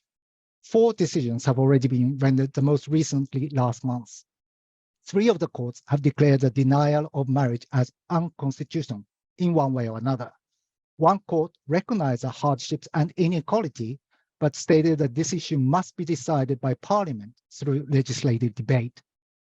On LGBTI inclusive national legislation, as I said earlier, there is none. But recently, finally, a bill was submitted to Parliament.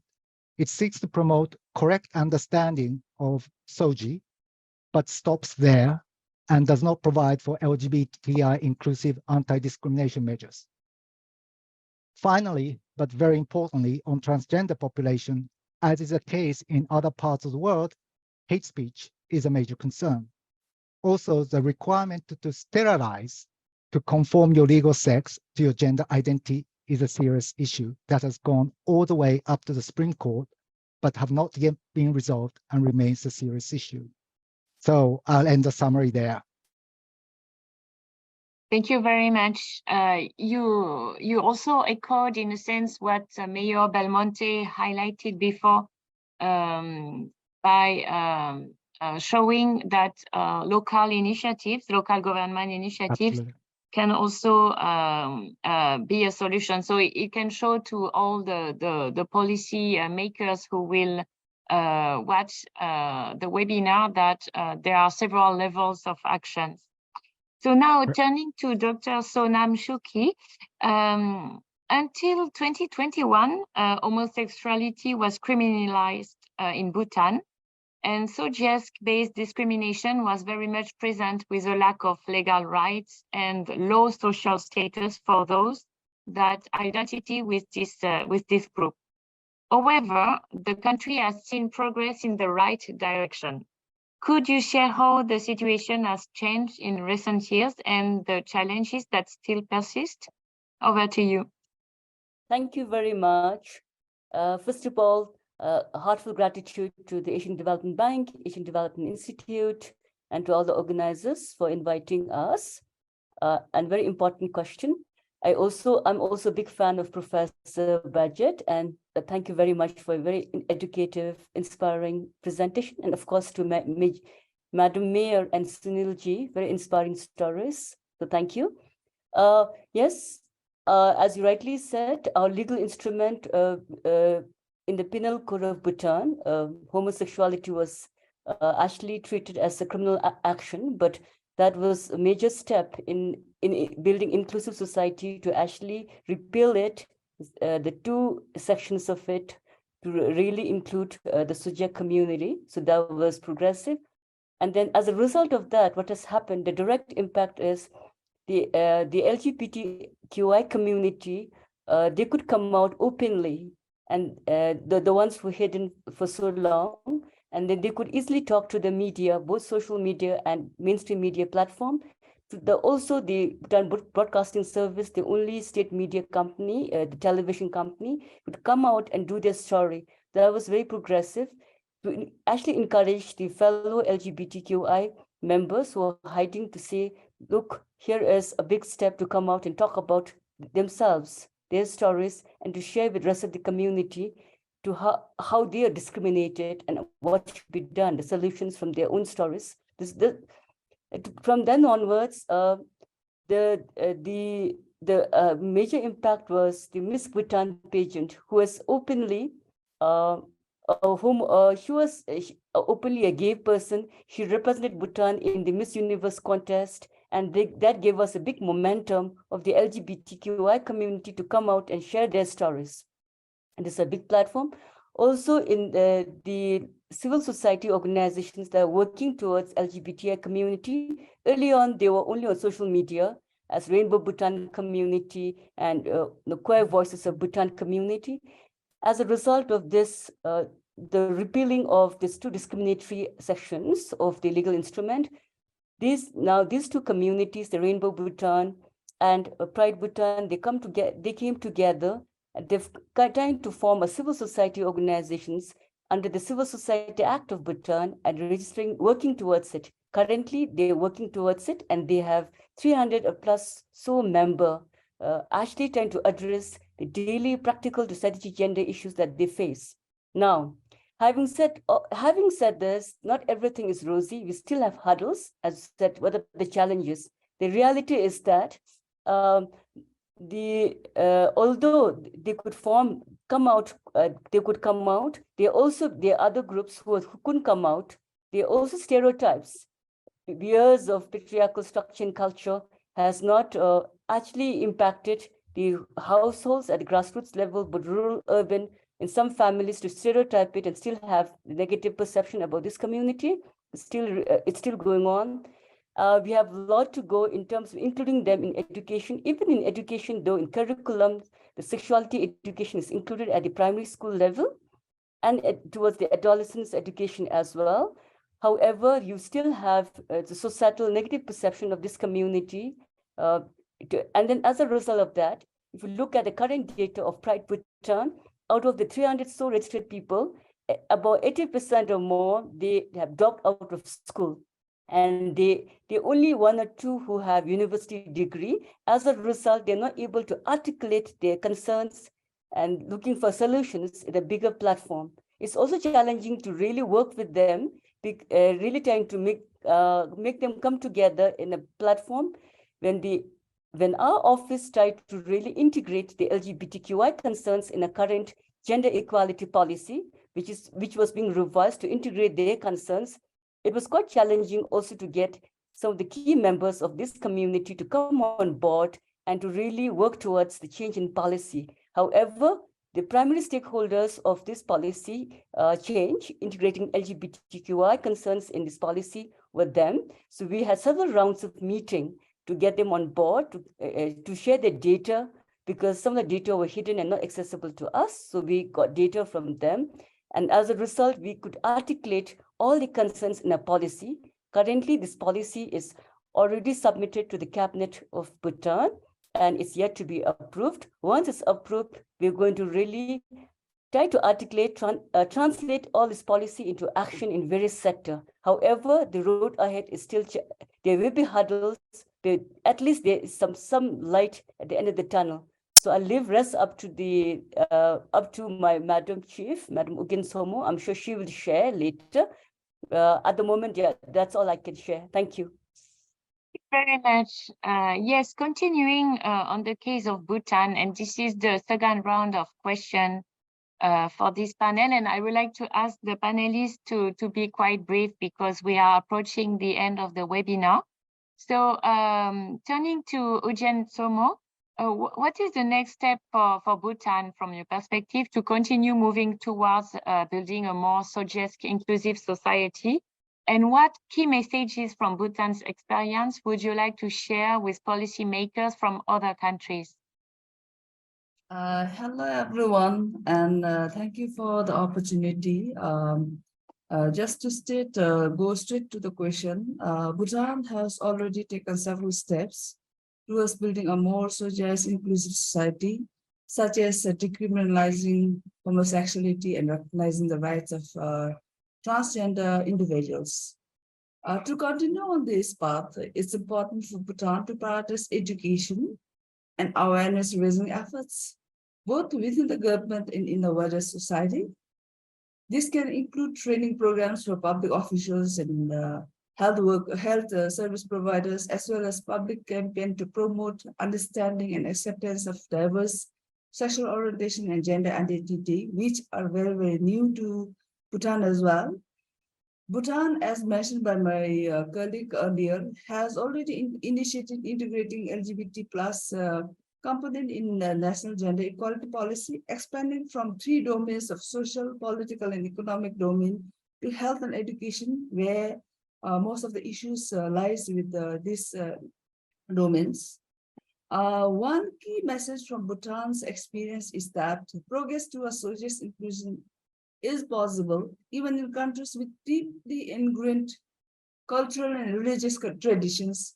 Bhutan has shown that with a political will and a commitment to human rights, it's possible to make a significant strides towards a more inclusive society. This message can be particularly relevant for policymakers in countries where SOGIESC rights are not yet fully recognized or protected. That's all from my end today, and thank you once again. Thank you very much. Now turning to Francesco Tornieri again. Francesco, I have a broader question for you now. What role does ADB and other MDBs play in building SOGIESC inclusive societies from your perspective?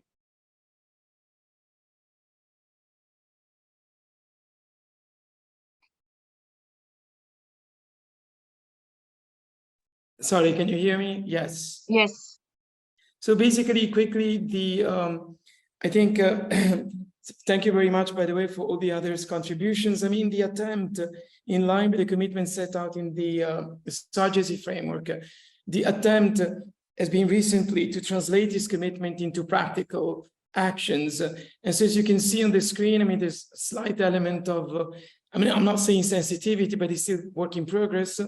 But as you can see from the first, the providing inclusive services to transgender population in Dhaka and Sylhet, to the major cities of Bangladesh, is a key attempt by the ADB to support the very first technical assistance targeting transgender population in ADB history, if not in the history of the Multilateral Development Bank.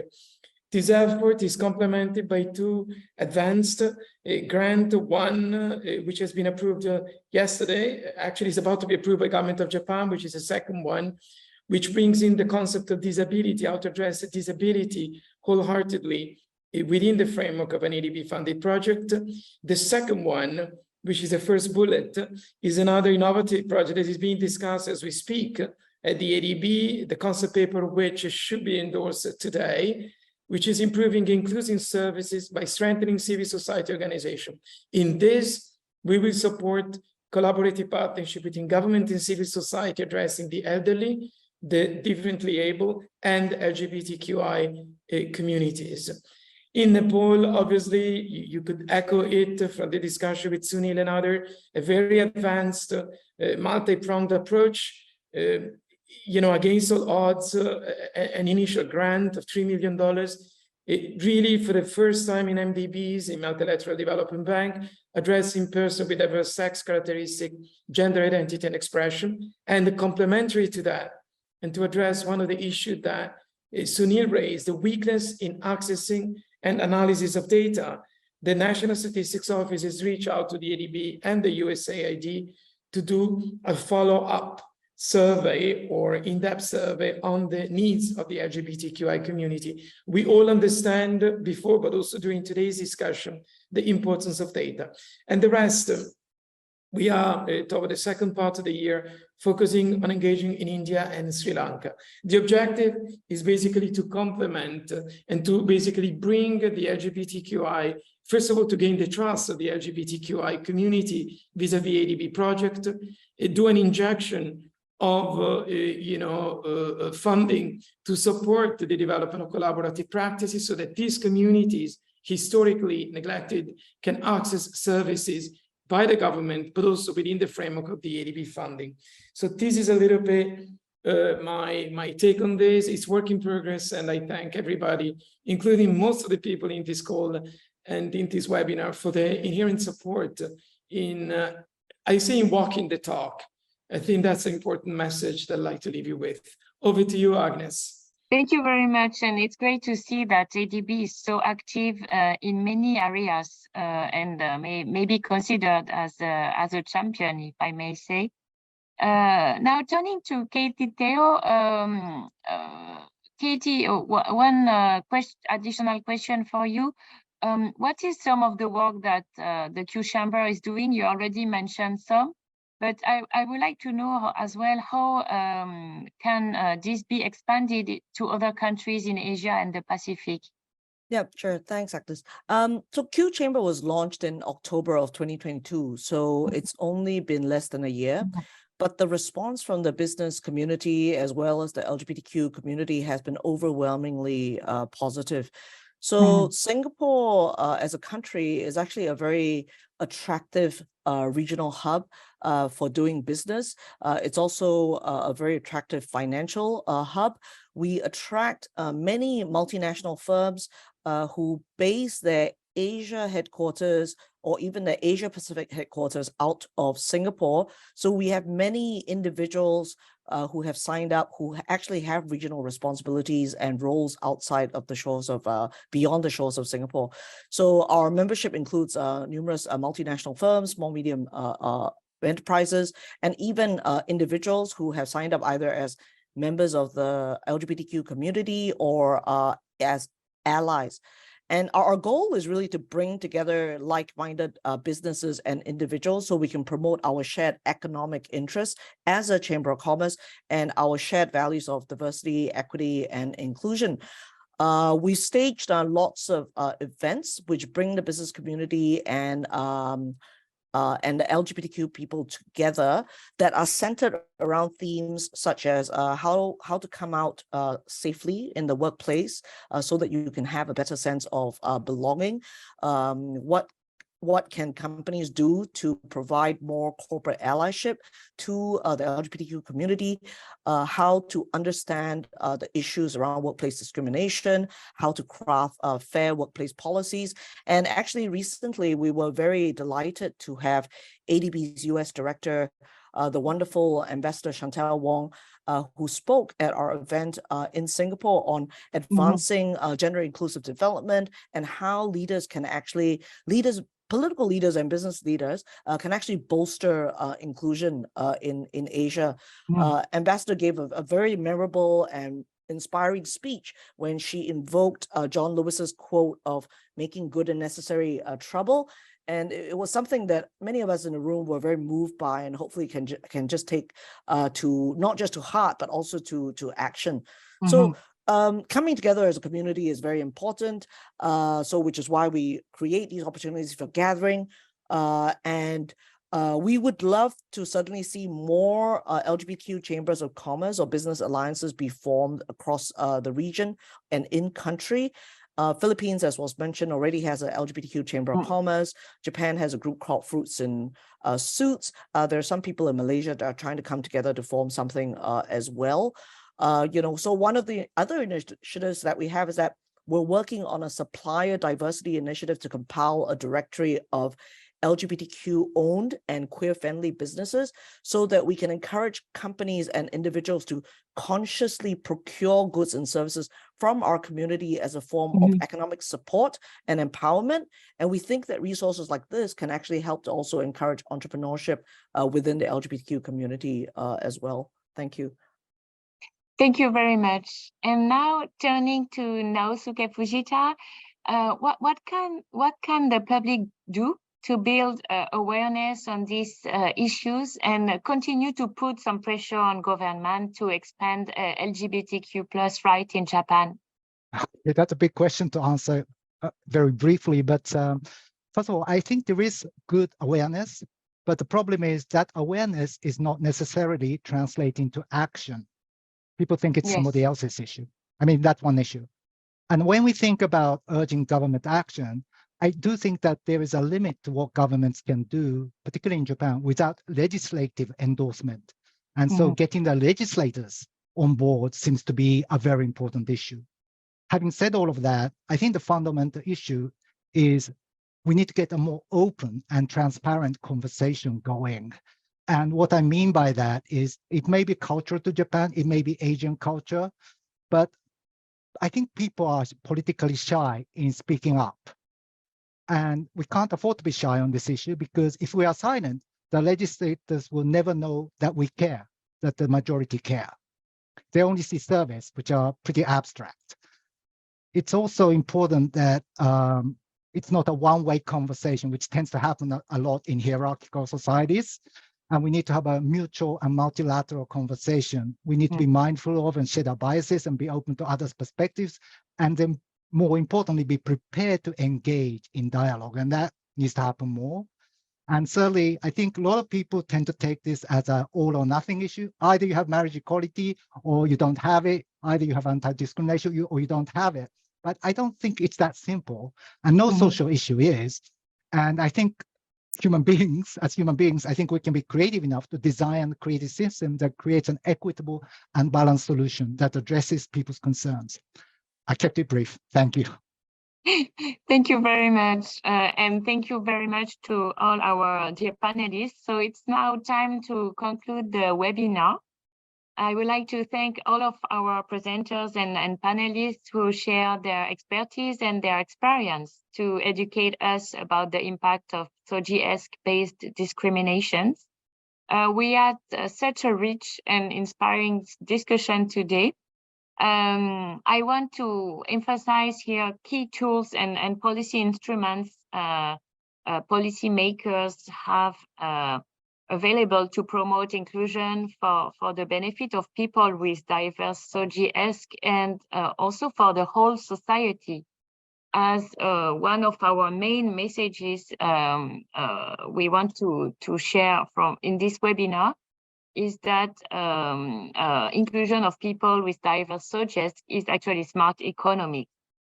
If I have to highlight the instruments from the toolbox available to policymakers, I would like to highlight, of course, the necessity to have national laws and public policies to prevent discriminations and also promote equitable access to key services such as education, employment access, health, and so on. I would like also to highlight the importance of data and building an evidence base to document the situations faced by people with diverse SOGIESC and then design adequate policies. I would like also to highlight the importance of local government initiatives which can change the situations gradually and then unlock potential change at the national level. This can be quite impactful. I want also to highlight the importance of economic empowerment strategies, such as further developing access to finance, for example. I think in the webinar, we also mentioned that development finance institutions such as ADB can really act as champions and promote key examples in countries. I want also to come back to the importance of education and training, either through movies or also education programs and also training in companies. And finally, I would like to highlight the importance of leaders to bridge the gap from tolerance to acceptance, and also the importance of joint action from business leaders and political leaders to really change the situation. So now we will have the privilege to have a guest of honor to conclude this webinar. But before that, let me thank all of you for joining this excellent discussion. The recording of the webinar will be posted on the ADB Institute website on the event page. Please also take a few moments just after the webinar to complete our post-event survey. Have a wonderful day, and we look forward to welcoming you at future events. The last word will be from Ambassador Chantal Wong, who is the Executive Director representing the United States at the ADB Board of Directors. Greetings and a warm good morning to all of you. I'm deeply honored and grateful to be with you today, courtesy of the ADBI, to deliver these closing remarks at this momentous webinar on the economic impact of exclusion based on sexual orientation, gender identity, gender expression, and sex characteristics, SOGIESC, and the promotion of inclusion. I want to convey a message that resonates deep within our hearts, a message that goes beyond the statistics and data we have examined today. It is a message that underscores the profound importance of embracing and including individuals with diverse SOGIESC, not only for their own sake, but for the betterment of our entire society. For when we exclude them, we all suffer, not only socially and morally, but also economically. Throughout this webinar, we've had the privilege of hearing from distinguished speakers who have shared their insightful analysis, organizational initiatives, and perspectives on breaking down the barriers faced by individuals with diverse SOGIESC. We have learned about the remarkable progress that has been made, as well as the necessary steps that lie ahead. Our collective voices have echoed from the halls of ADB, academia, the private sector, and civil society organizations across the Asia-Pacific region. Let us be reminded that scientific research in organizational and work psychology has clearly demonstrated the transformative power of an inclusive and caring work environment. It is a space that nurtures and uplifts individuals, enhancing their job performance and productivity. And this in turn leads to increased income for companies, higher revenues for governments, and ultimately a boost to the country's gross domestic product. This indisputable truth applies to every individual, regardless of their SOGIESC. As the Executive Director representing the United States here at ADB's Board of Directors, I am immensely proud to affirm that the U.S. has proactively championed the cause of inclusion for individuals with diverse SOGIESC. But this is not just a matter of professional responsibility for me. It is personal. I have witnessed and experienced firsthand the devastating impact of discrimination against individuals with diverse SOGIESC. It has fueled my passion to fight for their rights and to create a world that celebrates and values their contributions. I want to take a moment to acknowledge the remarkable strides ADB has taken in the pursuit of inclusion. In October 2022, I had the privilege of participating in a consultative process that culminated in the finalization of the Gender Equality and Social Inclusion Framework for ADB's South Asia Regional Department. Witnessing the recognition of diverse SOGIESC as a systematic disadvantage and the acknowledgement of their untapped potential was truly inspiring. I firmly believe that this approach should serve as a model for all departments within ADB. Moreover, I wholeheartedly support the inclusion of diverse SOGIESC protection in ADB's updated safeguards policy statement. The ongoing review of the ADB safeguards policy with consultations involving diverse stakeholders, including the LGBTQI+ community, is a vital step forward in ensuring their rights and well-being are safeguarded in ADB projects and programs. Allow me to emphasize the significance of forging connections with international and regional networks. Over the past year, I've had the privilege of meeting many in the LGBTQI+ community in our developing member countries. I've also participated in conferences such as the Asia Conference of the International Lesbian, Gay, Bisexual, Trans, and Intersex Association, ILGA Asia, in Ho Chi Minh City in 2022, and the historic Sydney World Pride of 2023, where I had the honor of delivering the keynote address. These experiences exposed me to the challenges faced by grassroots organizations fighting tirelessly for the rights of LGBTQI+ communities. In April 2023, attending the World Bank IMF spring meetings, I was overwhelmed by the warm welcome extended to the ADB delegation, which served as a powerful testament to our commitment to SOGIESC inclusion. It reminded us that our efforts transcend the boundaries of ADB, anchoring us in a global movement towards greater inclusion and acceptance. Lastly, I wish to emphasize the utmost importance of collaboration, particularly with the U.S. government.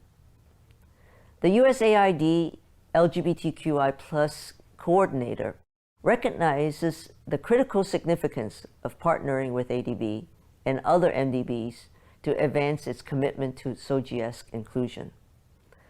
We stand firm in our determination to work together, aligning our actions with specific social-cultural contexts of our developing member countries. We pledge to respect the legitimate aspirations of governments and the LGBTQI+ civil society, ensuring that no one is left behind.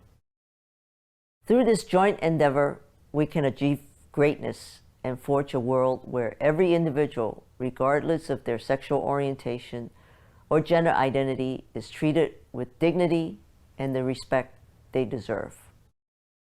In conclusion, I extend my deepest gratitude to each and every one of you who has been an integral part of this extraordinary journey towards greater inclusion. Let us continue to walk this path together, sharing knowledge, insights, and experiences as we strive to build a more just and equitable world for all. Thank you from the depths of my heart.